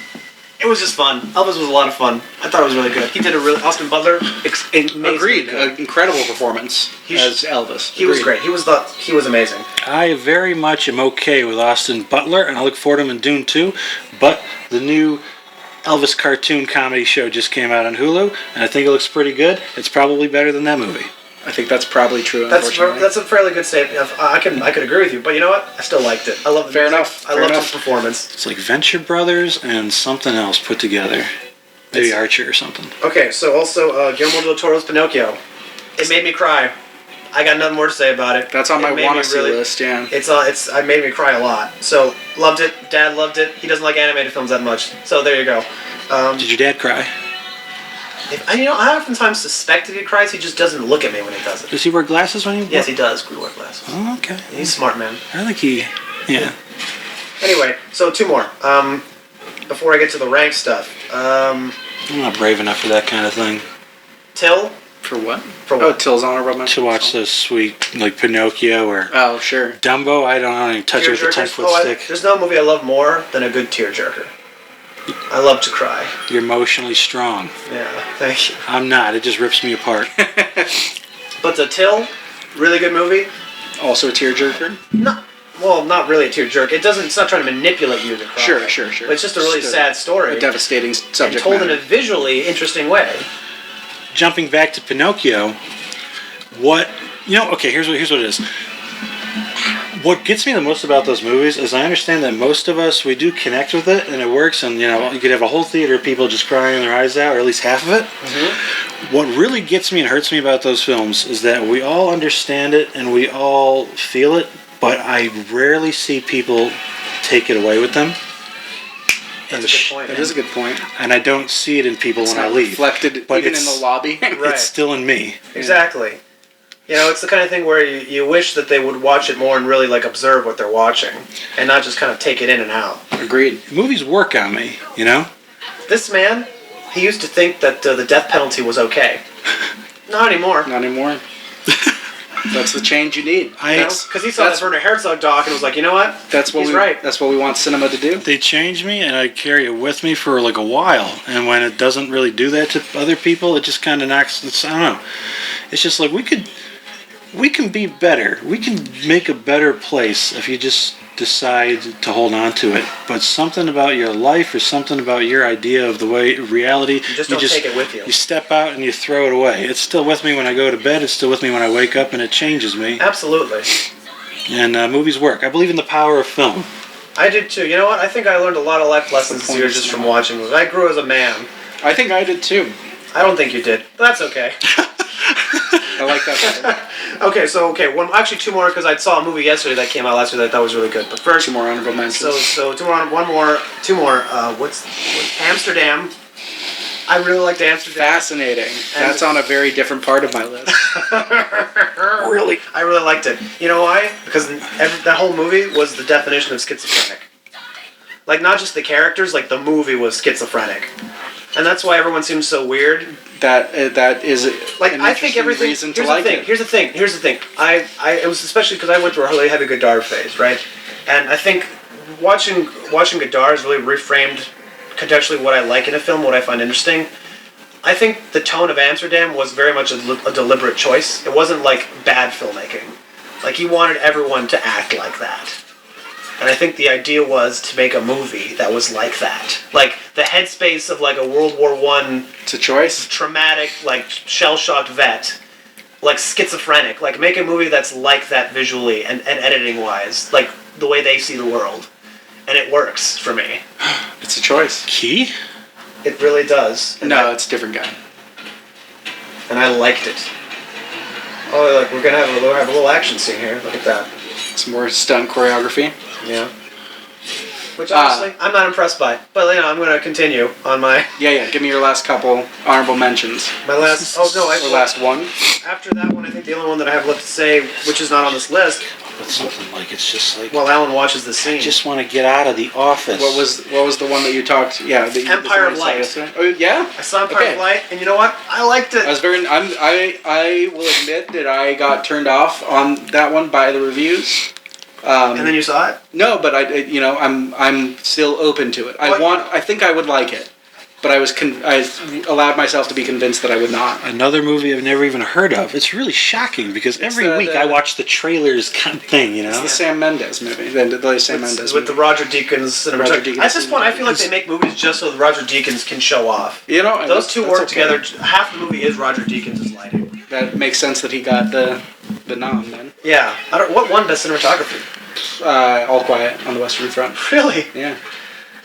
All right. I guess that makes sense. I'm not surprised by that. I mean, I am a little, but I am a little. I'm not. But that's the extent of my honorable mentions. So now we can get into the nitty gritty. Unless you have. I'm a breeze through my honorable mentions. But who at won? A similar pace. Who won Best Costume? Black Panther.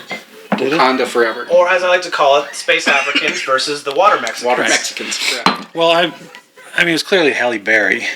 Did you see her dress? She's in that movie? No, just what she wore to the Oscars. Oh.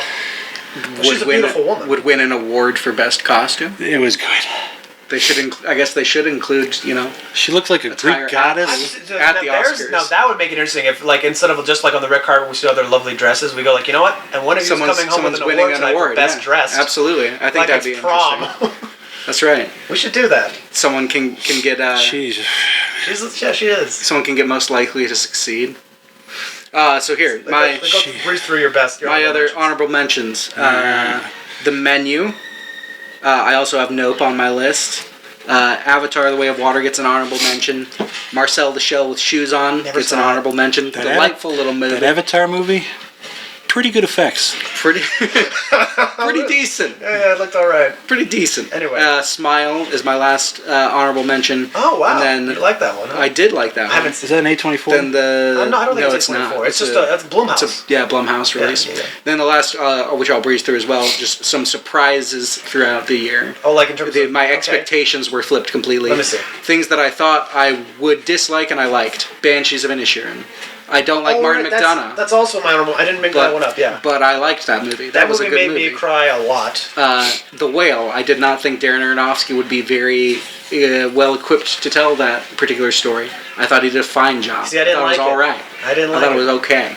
Yeah, okay is the best I can say about it. Things I was surprised to dislike. I thought I would love them. I did not. Scream. Despite having the acting talents of the incomparable Jenna Ortega, of course, did not really capture me. She's not in a lot of good movies. What is Neve Campbell doing? Is she busy? She was in that. She's in Scream. What, like a cameo? No, she's in it quite a bit. In Scream, absolutely. The new one. Not the one that just came out this month, but the one that came out last year in 2022. There's two? Oh, you're right. Right. She's in Scream. She's not in Scream. Yeah, one came out last year. There was one. One came out in February of 2022. She's in it. And it was not great. It was okay. It was disappointing. The Batman I thought I would like. I thought it was mediocre at best.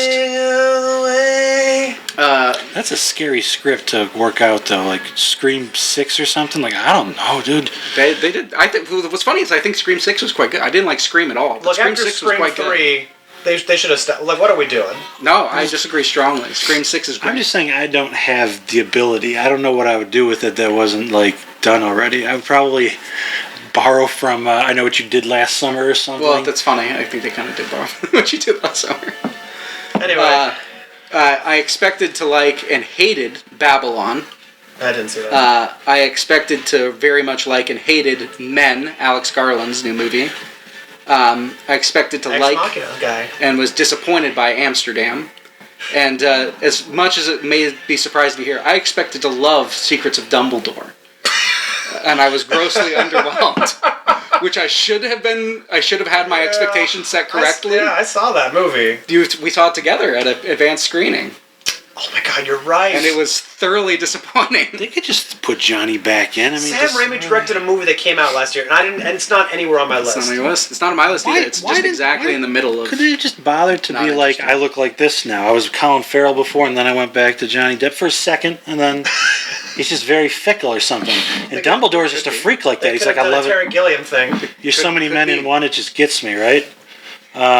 They handled the lovers thing very gently and well. I agreed on that. Yeah, they didn't really disappointing. Yeah, they didn't. It wasn't salacious, but also wasn't shying. They weren't shying away. It was tender enough. Yeah. It felt real. No pats on the bottom. No Frenchie kissing. And I just love Jude Law, and I actually kind of see you when I look at Jude Law. So when I get bored, that puts a lot of pressure on me. No, go where you're going. I want to hear. When you get bored. Yeah, what do you do when you're bored and you think of Isaac? You give somebody a compliment, and they're just like, oh boy.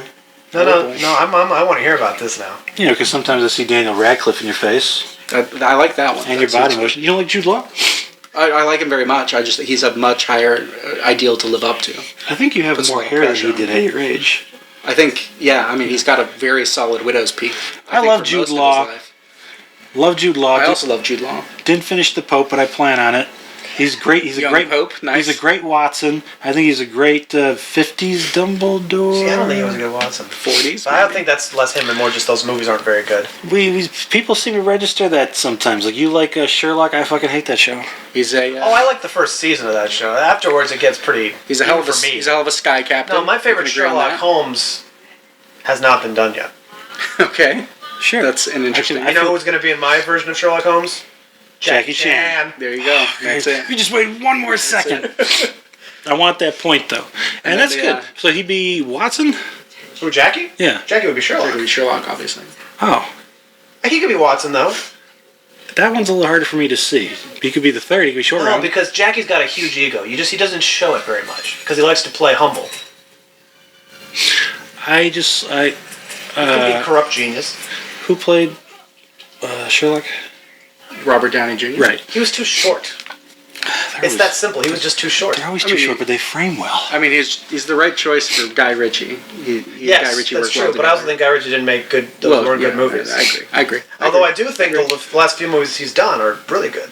I am looking forward to his next one, for what it's worth. The Rue de Guerre? Yeah. I have that one downloaded. We can watch it tonight. I like the fact that he just seemed like it's as much a curse as it is as a gift. He's just ADHD as hell. He's got to do all these things at once, and he's just constantly obsessed with it. And I've never seen that really portrayed as well as that. And I kind of hope for that with Sherlock, with the Benedict Cumberbatch. I hate this. Well, I guess we should probably wrap up. No, we're not. It's not over. His character was too mellow. Everything about Sherlock's too mellow. Yeah. Your problem with the Guy Ritchie movies was that he wasn't high octane enough? No, I'm talking about Sherlock. Oh, I understand. He was perfectly... You want somewhere in between. No, Benedict Cumberbatch was perfectly cast. He's not utilized. I don't understand what either of you is saying. I like what level he's at in the Guy Ritchie film. Okay. I can relate to that in a smaller, less successful, brilliant way, because I'm like that too. Like, when I get alone, I'm just like... You see, when I see you, I think of Idris Elba and Luther. See, That's funny that you... Yeah. Did you see that? No, I haven't seen the film. Or the show. I'm interested. One thing you guys don't know about me is that when I'm waiting for you, that's the only time I ever sit down and lay down. Because I don't really sit down, I just lay down. When no one's around, I'm on my feet. That doesn't surprise constantly. me. No, you said that to me before. I average 40,000 steps a day. That's like 20-something miles, and I just do that. You have an ADHD energy to you. Why you gotta put labels on things, Isaac? You know, the doctor. It's said that you should never half-ass two things, whole-ass one thing. But listen. Like a donut. Unlike normal people, I can do like 6 things at 70%. So you're chopping your ass into a lot of pieces, is what you're saying. Well, it's better than doing it at 50% or whatever. What went to 6 things? So 20%? That's like 280%. Let's say. This is probably the best episode we've ever done. Oh, easily. And I can't wait to edit it and realize we didn't get half of it. Another sidebar, though, because I'm on my tangent. Yeah. Real quick, with Sherlock Holmes books. Yeah. Oh, yes. Or no, just books in general. Do you read just one book at a time, or do you read multiple? Oh, I only read one book at a time. I mean, no, that's not true. Here's the thing. I usually only read one book at a time unless one's nonfiction, the other one's a fiction. Okay. Then I can... So here's the thing. You both can probably read one book quicker than I can, but I can read 6 books quicker than you can. Yeah. I don't doubt that. And I don't... I actually read pretty slowly. It's a problem in its own right, but it's also really... It's almost like a superpower. So I try not to... So you're like Matt Damon in Good Will Hunting. No, I'm like a less extreme Sherlock Holmes in the Guy Ritchie film. How do you like them apples? Who wants to be my Jude Law? Nice one. I guess you got your Jude Law. What does that make me? You'd be the cop that you think's a bad guy, but he's actually pretty cool. I mean, I've actually always thought of you as a Dr. Moriarty Scotland in my Yard. life, so... The hell does that mean? Now you guys have to play chess. See, that's funny. You've paid me many compliments today. Let me return. You just have to accept that there's. If I were assured of the latter, I would gladly accept the former. There are some movies that we all can't be in. Actually, you're probably the girl. What's his love interest? Rachel McAdams? Yeah. Well, you know what? I am Rachel McAdams. Yeah. You're absolutely right. I agree with that. Sorry about your brutal murder at the beginning of the sequel. Yeah, I don't really count that movie. Fair enough. Anyway, top 8 movies of 2022. Give them to me. He knew we weren't. Give them to me. We weren't invested in her. When she was out of the way, I was like, "Great, we get another one." We'll get another one. There's always another one in the sideline. She time travels a lot anyway. That's Rachel she's McAdams. Married to people who are. She's the romantic love interest of a time traveler in 4 different films. That's right. A weird, random thing to have occurred in a filmography. That is pretty bizarre. You don't think there's that many time travel movies to begin with, and yet. I didn't like her till I saw her in Eurovision. Now I kind of like her. Rachel McAdams? Yeah. Oh my god. She does terrible things to me. Really? In my body. Really? I would have thought you were better than that, but. Yeah, I am, but she's an exception. What is it? Is it Wedding Crashers? You know what it is? She's got a Jewish first name and an Irish last name. Oh, son of a bitch. The deadly combo. I think it's that deadly combination of things. And I'll tell you what, her sister in Wedding Crashers, that's the one that gets me. Isn't that Ela Fisher? Even more Jewish. They're all redheads in my brain, I don't know, but I just like, she's She's Randy all the time. I love it. She's Randy. Don't you love that? Don't you love when that name is used to identify sexual? Absolutely. It's a TikTok AI film. God damn it, Alan. He's not wrong, Isaac. He is wrong. So number 8 on my list of top. I thought you don't like the movie. He loved it. It's my favorite movie of all time, possibly. I think it's one of the worst things I've ever seen. If there's one thing that is going to be the hardest thing in my life, it's to comprehend you. But I plan to take it on. All right, man. I firmly believe you should worship the ground your friends walk on. Absolutely, no, that's true. I agree. I will. If I needed to suck, I don't even need to suck out the poison. Do you want me to just suck your cock right now? No, but I'll do it. I honestly have no shame. It's a very considerate offer. What I'll do for my friends. Look me in the eye. Offer. Thank you, Fabricio. Whip it out. I know you mean it. I don't think I'd appreciate the beard feeling, so you just not go all the way down. Just a tip. But just a tip. I don't know if I'll figure you out. But I'm working on it. Armageddon Time at number 8. Good call. But I do like him. Well, thanks. Armageddon Time, a movie that nobody saw, that I don't think anyone knows exists, but it's a movie with Anthony Hopkins, Anne Hathaway. The Ad Astra guy, right? James Gray, the director of such films as Ad Astra, The Lost City of Zed. Oh, yeah. We Own the Night. He's a great director, and he makes... That's on my meant to see this year list. But yeah, he makes really good movies, and Armageddon Time is his Fabelmans. Oh yeah, okay. It's really... I'm even more sold. It's well, I mean, it is and it isn't. It's a much darker and a much less... It's more depressing. It's basically about the friendship... Self-referential. A kind of autobiographical story of like a young Jewish family, a Jewish family in Brooklyn, and the son who gets transferred from public school to a private school, but also is friends with a young black kid. And basically... He has a do the right thing kind of moment in the movie, which happens in the third act. But the movie's about that dynamic. Does he do the right thing? I guess you kind of have to watch the movie. I guess I'll have to watch the movie. Anne Hathaway, huh? Oh yeah, she plays that kind of a mom. Oh, interesting. Okay. You know what I mean? Oh yeah. Yeah. Anyway, so number 7. I don't know if you want to. Since you have a top 6, you said. Yeah. I'll go. So number 7, 13 Lives. Yeah, that's on my Image thumbs up list. From Imagine? Is it Image or Imagine? Imagine. Yeah, from Imagine Entertainment. Good old Ron Howard. Although I was really pissed off because I saw the movie 13 Lives and they changed the logo. It's no longer the water drip. Oh really? What is it now? It's just, I don't think it's I think it's just like the a image. Solid logo? It's just a solid logo. God damn. That pissed me off. That sounds like some Brian Grazer bullshit. That's a Bro Bay fan moment. Exactly. That's a We Lost the Malls kind of moment. That's the Pringles logo is now 2D. What the fuck? They fixed something that didn't need to be fixed. I can't work with that. It wasn't broken. That was the best logo Somebody ever. here needs to get like a high up position in like marketing. You need to be like, I'm the last person you go through. So if you actually make it to me, I'll be the one to say, no, just nix it. This is not good. Turn the 13 Lives, which is also I think like 2.5 hours almost. I think you're right. It's shot almost like a documentary where it's just about that soccer team, the teenage boys. It's like if Touchstone made a new logo, where instead they got rid of the cool guy like doing the walking and stuff, they just had like a boy go up to it and like touch a stone, right? And it's like rainbow colors and it's like very simple and quick. It's like bloop and it's like that's our new logo. Yeah. It's very the simplification is not cool. And if there's one thing Xbox taught me, is that there are people who are at the very top who don't know what the fuck they're doing. That's true. We're back to the Xbox naming convention problem, yes. But yeah, 13 Lives was great. It's about that group of teenage Filipino soccer players who get trapped in a cave and then it starts flooding. Get back in your cage, Alan. Back in the hole. And then at one point, Colin Farrell and some other British guy have to go in. No, What's their cage sound? Colin Farrell and Viggo Mortensen have to go in and save them. Oh, Viggo Mortensen's in that movie? Yeah. Yeah, back on good father and son relationships. Viggo Mortensen. Yeah, he does. That's Viggo Mortensen? That's Viggo Mortensen. Oh, shit. He's bald and everything. He looks old. Yeah, he's aging like Dracula a bit. But it was a really good movie. It was really entertaining. It was even though you know what happens, unless you don't know what happened, they save the kid, but it's so tense. It's like a thriller. It's so tense and so suspenseful when you see how they try to get the kids out. It's like, oh my god. That's another one that has great behind the scenes. Watching them, come up with the camera rig for going through the. Ron Howard, man. Yeah. Ron Howard just makes good movies. He does make good fucking movies. He's been making good movies. Like he doesn't make artistic masterpieces, but he just makes solidly good movies for like 30 years, 40 years now. He's been making just good movies. His master class was more useful to me than all those years in college. Yeah. He kind of just tells you, like, you would stand here and you would shoot it like this. Probably put this in a 50-50. I wish I knew who to be angry at about that, but it's like... Ron Howard, man. So one of these days he's going to get that real appraisal he deserves. Absolutely. His moment's coming. It's like not being well off. Hasn't arrived yet.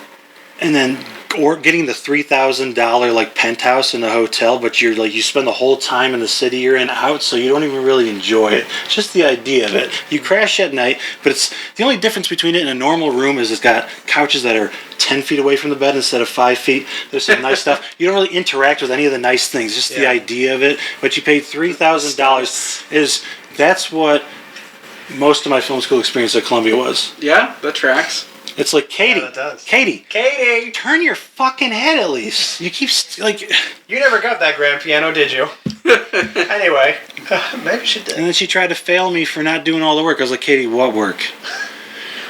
The only thing I've learned is that there's a Starbucks that's open till 10. And they have cake pops most nights. And if I just kind of drift off, no one will notice. I'll notice. You know what? That school it encompasses everyone there. The mentality is like you get what you put into it. You know, you got to come to me if you want. I was lucky to grow up with a mentor who was the best teacher I've ever encountered. And that was not the kind of man who waits for you to come to him. It's the kind of guy who teaches you what you're really interested in and why without telling you or just pushing it on you. He just gently introduces you. And then I found myself that way, right? Absolutely. And that's what I would like to see in a good film school. Like, connect with me, engage with me. If I'm not doing it right or if I'm just kind of an oddball, because I feel like that school handles the odd ones very poorly. And there are a lot of weirdos there. Right. Well, and, the odd ones... Like, their whole, I feel like, messaging is aimed around, like, if you're an oddball, this is your place. Yeah. But it's not. And that is not. I've never felt less welcome except when I'm with my brother. Oh. You know? Oh, that's felt that one. Well, man, we got that one directly. Here all at once. Woo. Where are we in the film? We have 40 minutes left in this movie. Is there still 40 minutes of this? I mean, do you disagree? Because it's really fucking long. Yeah. It's really fucking long. It's do worth I every minute. No, I don't. Do you ever fantasize about fixing film school for the next generation? I was thinking about doing my own kind. I think the only way to fix film school is to burn it all down. Essentially, burn it all down. Like I think this industry I think is only effective as an apprenticeship. So there needs to be an apprenticeship funnel. Yes. Hard stop. Like a direct line to that. And if you want to pay for that, fine. Other than that, you're 100% correct. And the fact that they just will do anything but acknowledge that just kind of just opens the curtain to we're a business kind of thing, right? Yeah. And I really, now that I'm paying for it, and I feel like I'm paying for nothing. Yeah, what are they selling you? A bill of goods. I was given a bill. It feels like I was given a bill for some guy I don't know, and like you have to pay it, and it's like, man, you know. And my learning didn't really start till afterwards. Yeah. Yeah. Well, and the people that might be true of all of us. I know who had success stories there. It's largely like, I started a year, I made connections, started working, and was like, why am I going to school? Because I'm working now. And left and didn't finish their degree, but still had to pay like essentially a $30,000 entry fee to meet people. Yeah. It would be better if like just a group of people like maybe put in the biggest pot like 5 or 10,000 or whatever, but then you put it out. You don't market it like all these people are doing about I'm going to teach you how to do film. It's just in my program, blah blah blah. Right. It just seems like just. It should be a placement program. It's like, hey, we're essentially like a talent agency, and we're like, oh, this project is shorthanded. We're going to send you to work for this person, and you're not going to make any money, but you'll get free room and board, and you'll learn. Done.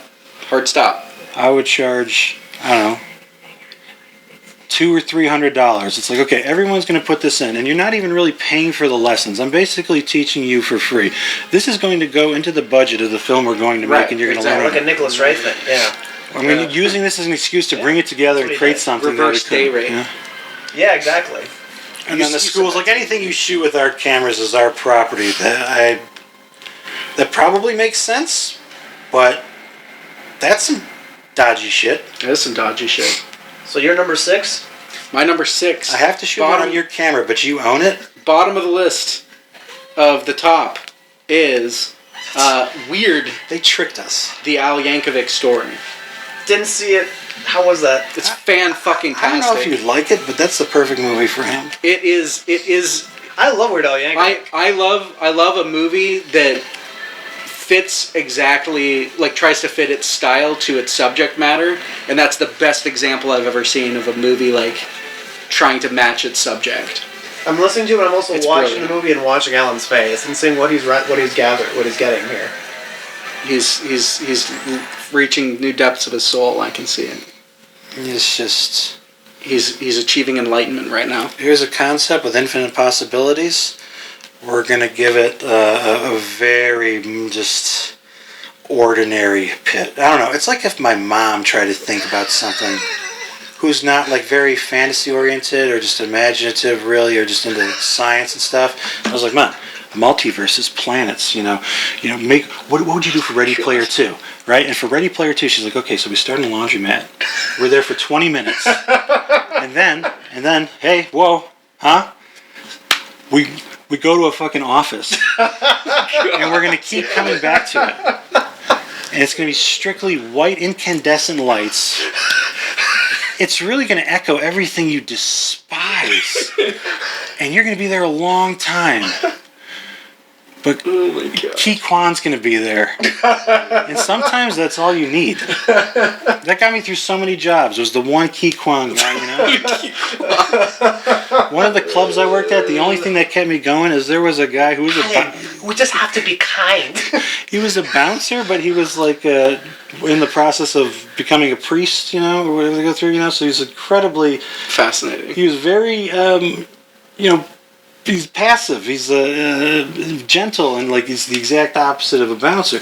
And I don't know why they got him. I think the strategy was kill him with kindness, right? Yeah. Well, you tell someone like, hey, I'm studying to be a pastor. You're gonna punch that guy now? Really? He was so. You want to go to hell, bro? He was so sweet and so kind. I mean, he did keep pitching it to me, but I was like, cool. God. Jesus mostly. It's like, sure. Just pray to Jesus and you won't get hit, stuff like that. Oh, okay. Yeah.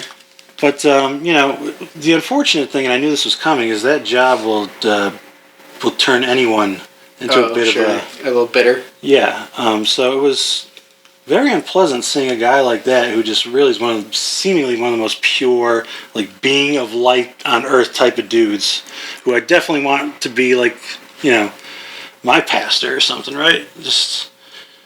And then to get fucked around. Just to see him lose his temper and just to see his bad side come out and just like give in. Like, I don't think Jesus could last 24 hours in a club. I think even he would be like, I don't know. I mean, I've always wondered about Jesus stubbing his toe. I think he would swear if he did. Oh, absolutely. I don't think he'd be like, oh me. Dad likes his jokes. But this guy, when he lost it and got angry and like was trying to threaten some guy and try to fight him, that really hurt. I don't want to see Jesus, in that mode. I don't want to see Jesus get all ghetto on somebody and just start, take his rings off and go for the first smack or something. And that's what that reminded me of. I don't know how I got on this tangent. We're just going to cut all this out. So it's number 6. Number 6.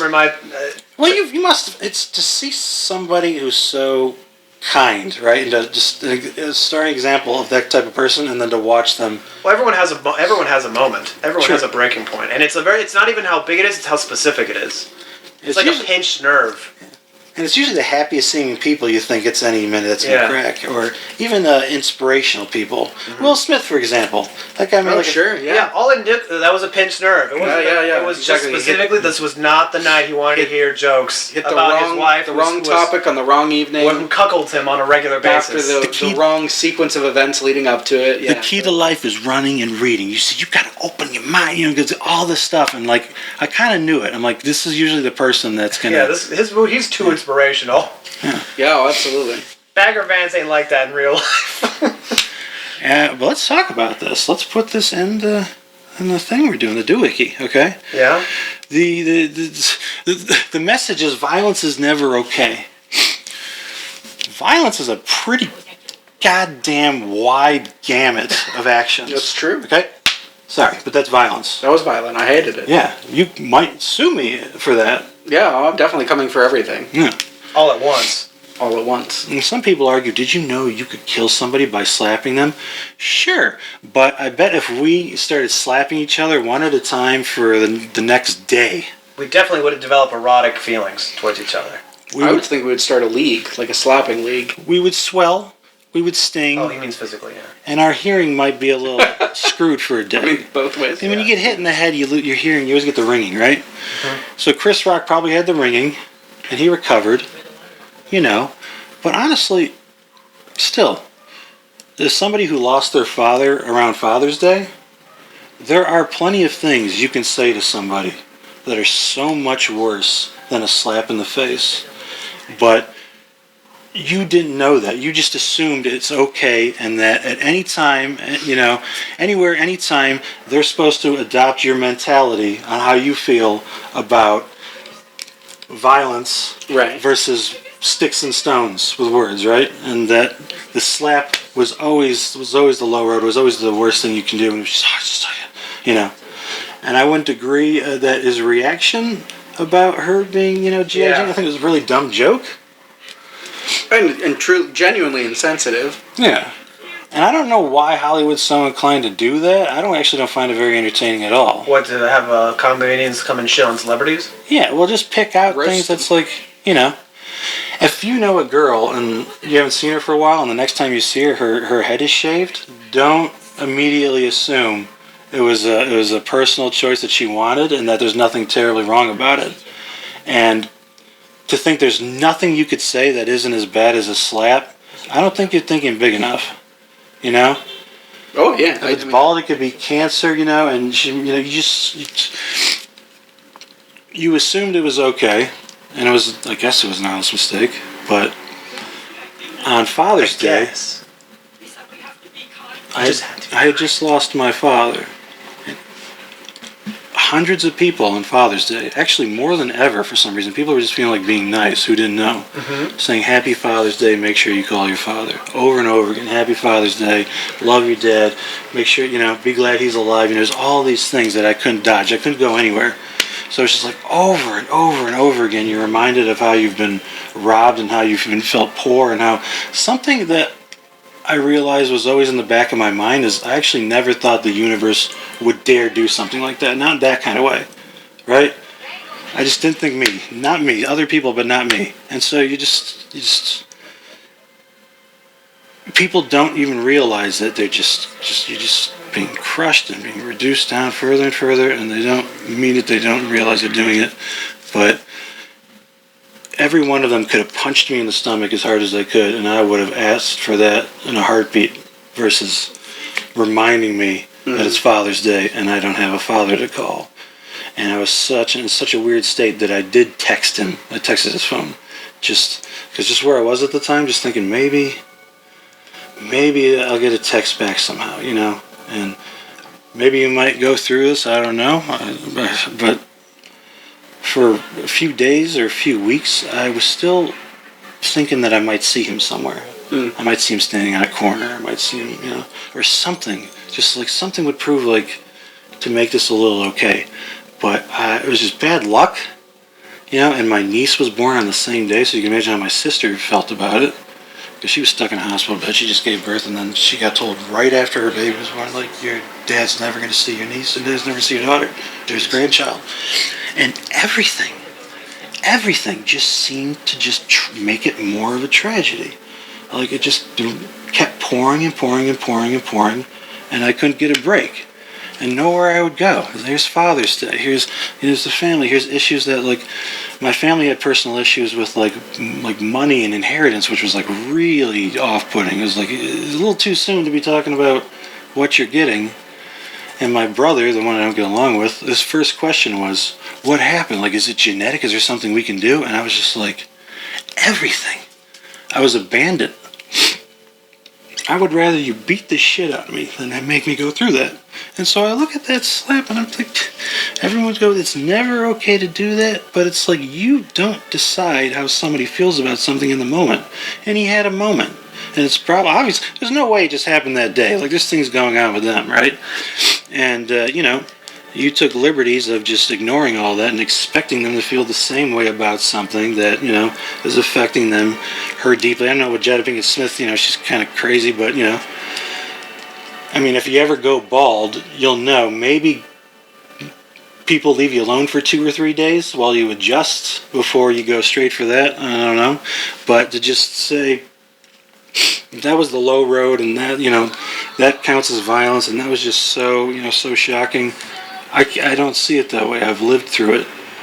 Like, to take all the slaps in the world that day other than words you could have said. And even later in the week, because I was still working at the club, later in the week, somebody made a comment about my father. While he was talking shit, like some drunk guy that we're trying to kick out. And he just happened to mention my father. Like, you fuck your dad, or just something really that just like, and it just cut right through everything, gets to you, right? And, I wanted to kill the guy. I came very close to doing it. But it's just not true. Like, that's a lot worse than me going, like, saying things like cutting straight to the core of you. Mm-hmm. And I don't get to decide how you feel about that. And to just be arrogant of that, like, hey man, don't, Right. You told me once you were sensitive about your height even though you're not short. That would be like me going straight for that, like, and maybe it was a moment where it's particularly bothering you for some reason, but I have the right to make that decision, and I expect you not to have a reaction or not to have a moment. And like, yeah. Everybody's like that. Everybody's got a point where you're just like, punch him out. And so, do I really care? Not really, but do I think he's been treated fairly? No. And so, I would just love it if somebody slapped Chris again, honestly.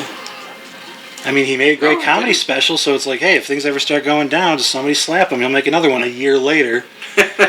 Will Smith is a blah, blah, blah. Shut the fuck up. The right thing you could have done is, it was a cunty thing to say. It was tasteless. And the man had a moment.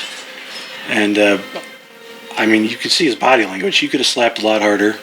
You could see in that speech how genuinely fucked up he was feeling in general. He could have punched him, or he could have just kept going. It was one slap and a walk back. And obviously Will's been dealing with insecurities for a long time, because he mentioned that on, like, the Actors Roundtable. He was cheating on his kid. He's like, I'm going to get so famous that no one will ever want to cheat on me again or something. So it's like, wow, that's been there a long time. And, it's kind of dismissive and arrogant to assume that there's nothing going on there that's excusable. And I think that's closer to the truth. Especially in a world where if there were tigers roaming around outside, words aren't too useful. I mean, you're not going to win against a tiger, so I'll say mountain lion. You might possibly win against a mountain lion. Sometimes people get better at that by slapping each other. And I grew up with brothers, and we roughhoused. Sure. And yeah, they were cruel and mean, but they made me stronger and tough, and they made me able to take stuff. And so I actually don't resent them, even though they did some really mean stuff for no reason. But I don't look back on that and think, man, like, that was wrong. I look back on that and I was like, it's kind of like a tough love thing, and we're losing that. And that's just what I see when people react to that. And I don't think many people would even give me a chance to make that point before they just bitch me out. I think I talked about it on YouTube, and everyone just said, you idiot, you don't understand, blah, blah, blah, I don't think we need to do a movie review anymore. I think we're done. I don't know, who cares about the best movies of 2022? We're on something else here. What does violence mean? I mean, there's slapping somebody, and then there's cutting somebody into pieces while they're still alive. That's kind of what this movie's about, isn't it? Yeah, no, finish out that thought for me. You're just talking about the spectrum of violence, yeah? Well, there's just a blanket statement that if it qualifies as violence, that it's just automatically wrong and unacceptable, and I don't agree with that in certain circumstances. Yeah, I think there are a number, and I say benefit in the absolute definition of it. I think that there are many people, including myself, who at certain points in their life will benefit from a punch in the face. Like, it will be to your credit to get a solid smack or punch because of something you fucking did that was over the line. It's what Tyson said. Everyone's got a plan until you get hit in the face. Yeah. True. It's true. But I got nothing to contribute to this conversation, I feel. I've had people, like, try and hurt me, you know. I've had people pull knives on me. I've had a gun pointed at me twice. I've been shot in my general direction. He wasn't trying to shoot me. He was shooting the parking lot. And, you know, some of those guys I forgave when they came back. Because it's just... There's a weird thing that happens when two people get, like, really worked up on each other and they just kind of go at it. You'll often see like this kind of like brotherly camaraderie afterwards. It's really common. You see it in prisons too. If there's like a really rowdy inmate, you know, and like the guards needs like, you know, they get into like a really serious fight afterwards. It's not that unusual for them to sit around like friends and just kind of talk it out. And, yeah. You know, so men handle violence very well sometimes. I get, in my opinion, I'm just gonna make a general statement that it probably just kind of represents the current state of things with the newer generations, and I don't think that's a good thing. Oh, what you just said is what the act of kind of qualifying a whole series of different kinds of actions as all inherently wrong is itself a problem. It's a representative of how we're getting too soft, and we are too soft, and it's not. And ignorance of the provocation. You would hope that would mean like, hey, let's not, you know, nobody wants to fight. That's wild stuff. War is too crazy. Let's try a different route. But instead, it's just people. They just kind of more clever and just. Well, it gives people a carte blanche on you can egg someone on to no end, and as soon as that person snaps, then the other person's done the wrong thing. Mm-hmm. Morally righteous. Yeah. People have become more morally righteous. Which is its own kind of bullying, but you know. Happens to me. It's happened to me. You know. Oh, God, no. We're on Alan's mic alone now. Those batteries did not last. Pop them more in. Or, okay, now we're just on that mic. Now. Yeah, we're all on this mic. Good God. Actually, well, we can keep that going. I'll go get the batteries. You go get the batteries while we lose sound here. Yeah. Now I like this movie. Oh, my God. That's one of the Daniels, isn't it? Yeah, that's Schreiner. That's one of the two Daniels. I didn't like that judge until... God damn it. Why would you put that there? Okay. I don't even know if it would... There's a whole... What were we even doing? What? Oh, what were we even doing? This whole podcast went in a whole different direction than I thought it would. Wouldn't it be great if Will Smith slapped him again? Just a wholly different... They were on a golf course, maybe. Just happened to be on the same one. He's doing the Chappelle thing, but, I mean, he was doing a project, too. So he's like, oh, I've been in Africa, I've been busy, you know, but I flew here when he did that Tucker Carlson interview. As far as I know, that's all he's done. We're going to sync him up again? Apparently those 48 volts really drain. We have a tremendous chance here. Forgive Will Smith. I've been saying that for years. Done. I mean, we've forgiven Mel Gibson. You A know, lot of people haven't, but I think a lot of worse things have been done in the name of the Academy of Motion Pictures. I think Will Smith slapping Chris Rock is very low on that list of terrible things they've done. Agreed. So I'd say let the man back on TV. That make television great again. Put Will Smith back in the Oscars. I'm so glad they got a shot of Mel Gibson in the crowd too, because I was really interested in what he would think. Almost. He's a brawler too. So I guess we now know that this thing won't last for 2.5 hours. Well, it will if I don't do the 48 volts. Your mic is really eating up the juice. Eating up a lot so I should just get rid of it. No, you should definitely keep it. Just a good thing to know for future. Shame. Should we even finish our list of best movies? Favorite movies? Well, let's see where the rest of this goes. I guess. I feel like that conversation ended. We're past it. Unpopular opinion. We're gonna smack Chris Rock again. We're gonna do one of these. Smack Chris Rock in the face again. Sorry to have hard. Wow. Run there, Alan. Well, now Alan's he's taking a moment. He's because I don't think he'll be able to hear you on the mic from there. Not for a bit, no. So yeah, I guess you and I are. Do you want to continue? Front setter again now. I don't know where to go from that. That's the most. I will say That's the most. 20 minutes left in the film. That's the most profound we thing each have that we. 5 movies. The most profound thing that's gone into this. They do a fake out ending. They do a fake out ending, yeah. Movie within a movie type thing. Typical AI move. Typical God damn it! AI. Number 5. All right, yeah, I guess let's finish it. Let's finish this before Alan I don't know. becomes really heartwarming again. Yeah. I wasn't perfect. prepared for that. Last thought. Yes, please. Just maybe this will prepare you for a moment in your future. I hope not. Well, that was one of the weirdest moments of how money affects people I've ever experienced, and it was repulsive. yeah. You have your family literally in the same week sitting around asking about inheritance and claiming that they should get more because of something they did, and I'm just sitting there like, Oh yeah. Yeah. Me and my sister, we're gonna fight over that house. Oh my god. I know that right now. We're gonna fight over that house. it wasn't even on my mind. Right. Yeah. There's got to be you'd think a longer grieving period before it. Yeah. Oh no, but I'm Comes prepared out. for that. My dad's even said I'm gonna put it in my will that for that place to be sold, you both have to agree to it. I'm like, oh, that place ain't getting sold. Is what you're saying? Because I ain't gonna let that house go to anyone else. That's Fabricio's Yeah? house. Yeah. I'm gonna die in that house. Really? Oh yeah. Oh yeah. You don't want to die in like New York or something? No. I want to die in that house. Does your family? That's really sweet. In my bed. Does your family own it outright already? Yes. God, your family is No, they got rid of the mortgage years ago. incredibly impressive to me. I thought we'd have our family home forever. Maybe someone would inherit it, but my dad's gone, and like. I don't think the mic can. immediately, I mean, it's a great comment. I don't think the mic can pick that up. Well, I wasn't trying to get it recorded, but. Sure. Oh, okay. Well, we're still recording though. This is part. This is all going to end up my mom rushed online. with the house because there's too many memories. But it felt like our house. It still feels like our house. So I can go on like Google Earth and see what they've done. They put in a pool and stuff, Yeah. It's like these people. Put a pool in your house. It's just, even if we drive to it and park in front and seeing these people, it still feels like other people are in my home. It's just such a strange feeling. And I thought that would have meant something to everyone else, but it didn't.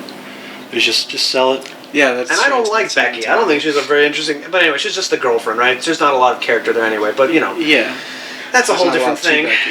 I think we need to make a second video. Hopefully that doesn't happen to you. 'Cause it's like.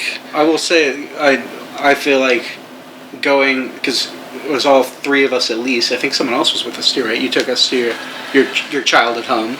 Yes. No. I felt like that was a yeah, very- we were in the suburbs. It was I think was Jeff Robbie. Strigo. Jeff Strigo. That's was right, with us. Jeff. That was a very formative memory for me with you, Alan. I feel like I felt very Seeing the neighborhood where you grew up. And Yeah. everything. I felt very in touch with you seeing your We should childhood. do that one so more that time. resonates. Because I felt out of touch a bit. Yeah. I felt rushed and kind of like. When you pointed out that like top window because you were in like the upper like lookout room, that I don't know.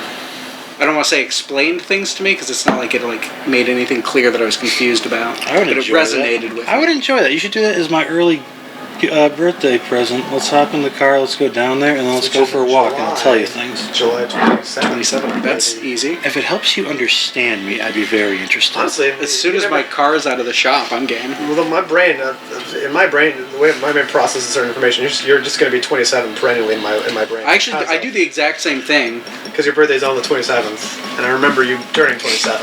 I do. Oh, yeah. Because you turned the first birthday you had that I remember was you turning 27. Yeah, so that's locked and loaded for me as well. I don't feel like do we have time to finish our list? Go quick. Start. I don't know if I really want to. I almost feel like we should save it for another video now. All right. Well, I mean, there are no rules here. I feel like that was definitely a more profound. We're gonna finish our to go top on. 6. We'll do our number 6, and then we'll save the top 5 for. I already did my top 6. Oh my yeah, 6. yours. So you still need to do number 6. My number right? 6. And then, we can do a top 5. We can do it. Our top 6 before we get. Someday we can do a top 5. Someday. No, right now after this. Oh, sure, we can double dose. That's we'll fine. double dose. This is going to be a 2-parter. That's fine. I'll get you a lip tome. Oh, it's fine. Well, don't worry. As long as the pink line's still running, we're good. No, I'll get you a lip tome. That's not a question for me. I'll get you. I'm a nice guy. You okay, buddy? You just have like an allergy, or you're just getting emotional? Dude. Oh, I see. Yeah. Just a little congested, darling. Okay, so my number 6 before we move on to something else. Doesn't that seem like something should be on that wall? Is Yes, absolutely. It's driving me nuts, actually. Number 6. Right there with you, buddy. Finally say it, like, before someone says something else. Top Gun Maverick. Number 6. You? New Top Gun movie was one of the best things I saw all year. You were so uninterested in it. And it was amazing. Yep. You know what it was? It was the most movie I've seen in a long time. Absolutely. It really was just like every beat. I saw it in the theater. It hit every... Oh my god, in the theater. It was an IMAX movie, big time. The sound of that movie. The jet engines and all that. It's just like, oh my god. Oh my god. You really felt it whenever they would do like... That was an IMAX movie, no doubt. Like a move. It was like you felt it in your seat. Oh my god, it was amazing. They'll probably bring it back, but when? They brought it back, actually... Last year too, they brought it back in theaters again because it was so popular. That movie was in theaters for months. Yeah, it did have an insanely long That movie saved cinema. Top Gun Maverick saved cinema. Tom Cruise saved cinema. Saved cinema. Yet again. Did he really, though? He did, though. So if he wasn't there, what would happen to cinema? It would have died. Really? I think so. I don't think so. I think it would have. I think nothing could have saved. But Top Gun, Maverick, he saved us. Certainly validated. That just seems like such a... That the double whammy of that and then Avatar, has made it profoundly clear that movies are back. Theaters are not going anywhere. Movies are back, baby. In fact, it gave them the arrogance for AMC to do their fucking airline bullshit and charge more for certain seats. Okay, that's a bad thing. That might actually ruin cinema. Yeah. But besides that... But think of the audacity, and that the only reason they have the chutzpah to do such a thing is because of Tom Cruise. Yeah. Who might be... The man with the most chutzpah. Most likely. But, yeah, Top Gun Maverick was a perfect movie with a capital M. It just hit every beat. It's like, here's the thing. If that movie came out in, 1995... There will be a shot. It wouldn't have felt terribly special. Right, because it would have been It would have been the kind of movie that you see a lot of. But today, watching that movie... But it doesn't feel retro. It feels like contemporary, but it hits those beats that you expect from that kind of film. It's like a Bruckheimer film 30 years ago. That's good. And it just does it perfectly. And you're like, oh god, you can still do it. It works. And it's good. and I cried. I was swelling with emotion watching this movie. I cried in the first 10 minutes. That when he's trying to get he's got the special ship that they're testing and he's trying to get to Mach 10. Yeah. And it's like, you sure you want to do this, Maverick? You know what'll happen if you do it. It's like, I know what'll happen to everyone else if I don't. And it's like, oh my god, it's that movie. It's that movie, man. Wow. Have you seen it in a non-theatrical setting?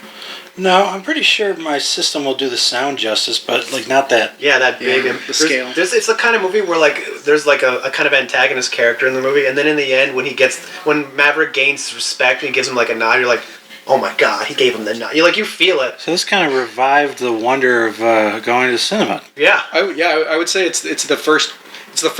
How validating! It's the first non-franchise. I know that there is a previous, but it's honestly non-franchise. Kind of makes you wonder, what else is knocking around in your guys' head? Also, I'm not gonna lie, because this is actually a reveal. I had not seen the first Top Gun after I saw Maverick. Yeah. Really? But you know what was amazing? It's no, I hadn't seen it, but you know what was amazing was that movie starts and it has the same opening as Top Gun. Literally, almost shot for shot. With the music the theme plays and the credits and then the Danger Zone thing happens. But once that opening track goes the dong. They play Danger Zone? They do an orchestral version of the Danger Zone. No, they do Danger Zone. Oh, really? I thought it was with the lyrics.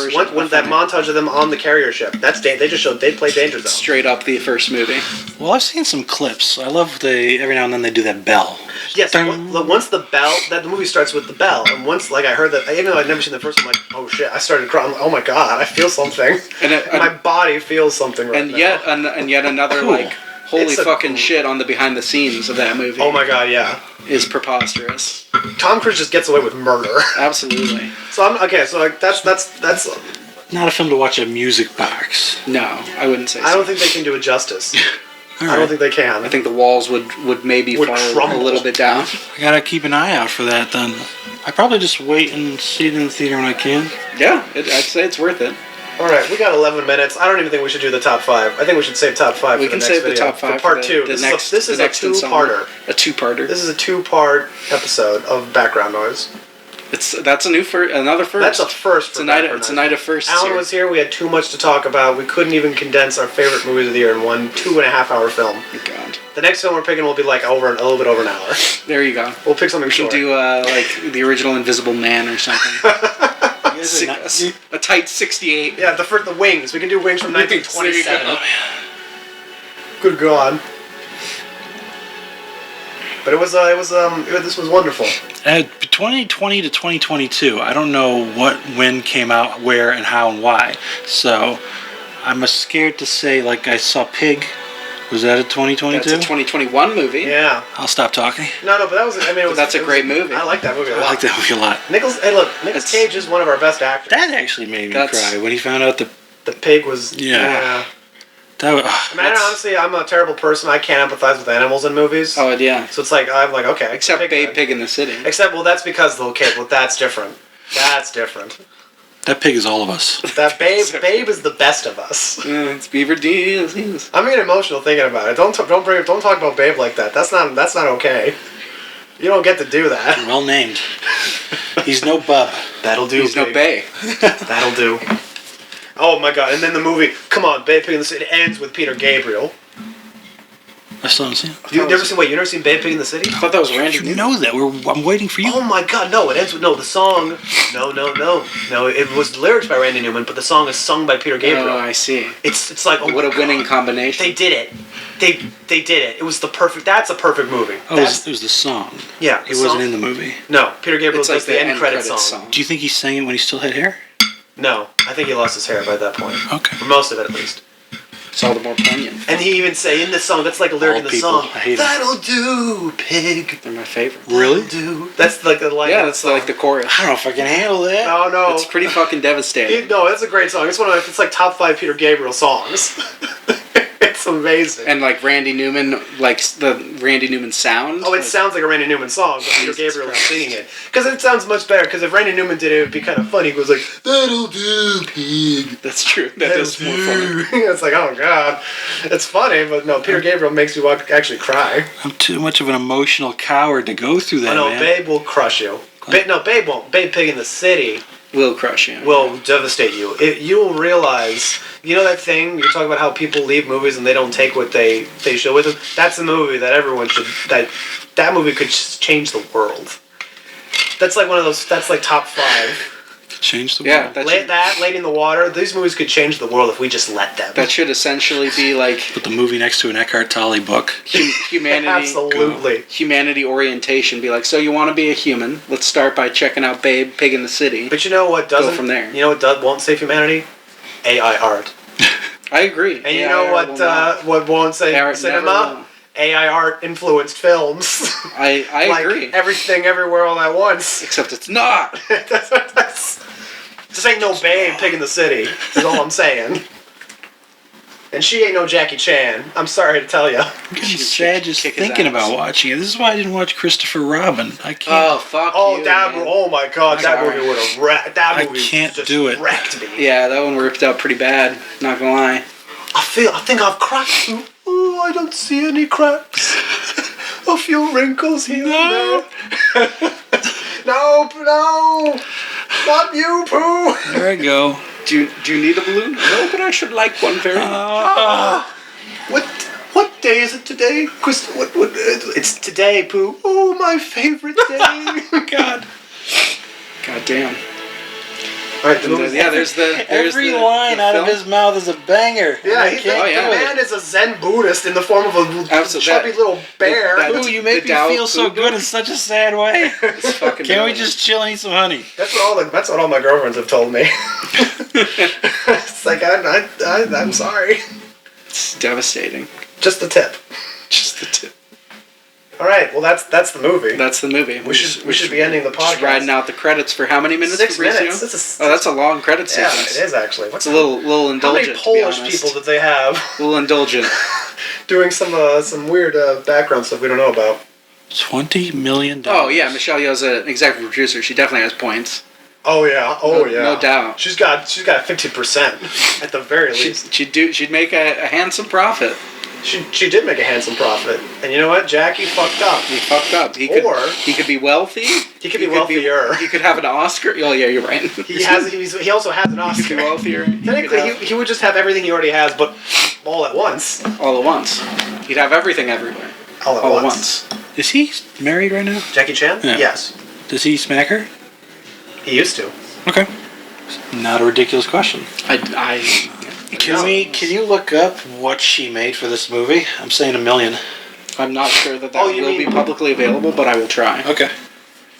With James Hong is his name. James Hong. We were saying it wrong the whole time. Hong. Oh, yep. Oops. Whoopsie. That's a whoopsie. We clearly don't respect our Asian actors on this program. Hong with an H? Yeah. Total mind blow. Here's the David Byrne original song. Also Oscar nominated, but not Oscar winning. Wait, what next movie? The one from RRR. Oh, that's a movie that neither of us have brought up. Is that on your list? It is not on my list. Oh. I didn't see it. Let me tell you something. RRR? Yeah. I can't think of anything clever to say, actually. They also used mostly Blender. Did you? It did not look good. They finally learned how to make movies, though. It's like they saw an ad on Facebook. What do you mean? Who's they? Indians? Yeah. I feel like they've been making decent movies. There actually are some really good Indian movies. There's a lot of good Indian movies. Sure, but they're not color corrected. Not color corrected. Okay, well they haven't even heard of Da Vinci. He's right about that. Actually, no, I can't. Yeah, I'm not gonna argue with you on that one. No. We can say a whole nation's worth of cinema is trash. Yeah. Not all of it. Actually, that's not. We're not saying that. We're just saying that they could use. It's not their fault either. The move to digital has been hard on all of us, and no one was more affected by it than Indians. Mongolian films are a bit stiff. Yeah. Let me tell you something. I've seen exactly one Mongolian film. No, 2 Mongolian films in my lifetime. Were there yaks? And I can tell there were yaks, and I could tell which one was made before and after Final Cut Pro took over the industry. I could tell. Okay. You know what I mean? It's like, okay, interesting. Well, you know what? We've all had it rough, folks. Absolutely. We've had it rough. I know how to do that with cloth now. Shut down. Google failed me and ChatGPT failed me. Oh, we'll never know how much money Michelle Yeoh way to know how much money. Why would ChatGPT know? Well, because it crawls all the internet. It's a patsy. Well, it might be. It's a Ponzi. Yeah, it might be crawling her tax records. I don't know. It's a I don't know where man. It gets in. I don't know where it goes to. If ever I can't find something on Google, I try it next because maybe it knows. It doesn't know things that exist. It just knows how to write new things that just kind of suck. That kind of suck. But it's only the first generation. Actually, I disagree. I think it's an exceptional research tool because it'll give you the information. Then you can say, "Give me your source," and it gives you a link. But the thing that pisses me the F off. What pisses me the F off is I think people already have been doing things like writing apology letters or respond emails, and they're just like, hey, write this for me, and bing, bing, boom. And my problem is that most people already sound like bots, so I can't tell the difference. Most people don't. People make comments about this all the time. It's like, why do you say such crazy things? I'm like, because crazy. Just to say it's straightforward and like just it's like written monochromatic or monochrome or monotone. It's like it comes across with no character. No, I think Kim does this, and it's just like I don't like texting you because you don't put any of yourself in it, right? And some people do that. I try. Straight, oh yeah. You do. You do. Which oftentimes makes it sound sarcastic. Tommy, I think. if you get a letter from Tommy, it sounds. Oh, there's nothing nicer than getting a letter from Tommy. Sounds like him in his. Have you ever got a letter from Tommy? Yeah. Good. I like reading Spencer's that way too. Like I like reading her college essays because like it's just her talking, but in like a slightly more like professional. Oh, you tone. think you're so cute, don't you? Yeah, I'm adorable. No, college essays. That's not a romantic topic. Oh, The Whale, baby. Have you not seen The Whale? Yeah. Romantic is not the right word there, I don't think. But it is. It's love. It is love. It is love. I just want to say a little shout out to Spencer right now. I see what you're doing. Right after I throw Kim under the rug about texting. He's a smart man. Well, man, if Spencer is listening to this, which she almost certainly is not. It's too long. I think I'll catch more flack for the Jenna Ortega ass comment. So yeah. This is just balancing out the book sheet, frankly. Well, we should be closing out this one. We got a minute left. A minute? Yeah. Those are stiff terms. What are stiff terms? The Jenna Ortega ass? You get in trouble for that? No, not actually. Okay. You'd be ready to stop this on cue. Yeah, I'll be ready. Kim pauses those parts for me. Yeah. I'll let you know. Well, I just want to say, Tommy, get ready for part 2. It's Everything Everywhere All at on background noise. All again. Oh, because we're doing it now, baby. Yes, it's a double. Oh God! If they make a sequel of this, I'm done. I don't think you can see. Well, actually, they could sequelize it. I think the sequel is within the film essentially. You say that, but you never know, man. It is a double. It's a double film. Sometimes you do got to go back to the well. It's a double up already. Moving to Missouri if that happens. Moving to Missouri. I can see you thriving in Missouri, Alan. I don't think that's going to be a problem. I'm not worried about you in Missouri. If you ever do move to Missouri, that's an inconsiderate thing to say. No, you let me know. I'll be like, that's great, Alan. You will make Missouri a better place. Yeah. Come down sometime. You don't move to Missouri. Missouri moves to you. That's how I feel about it. Don't worry, I'll let you know. I'm ready. I'm ready to spring into action here. Well, as they say in Red Letter Media, continued in part 2. Is this like those talk shows where they pretend it's like the next week, but it's just kind of filmed? No, we're not even going to pretend. Although I might release it over 2 weeks. Wheel of Fortune shoots like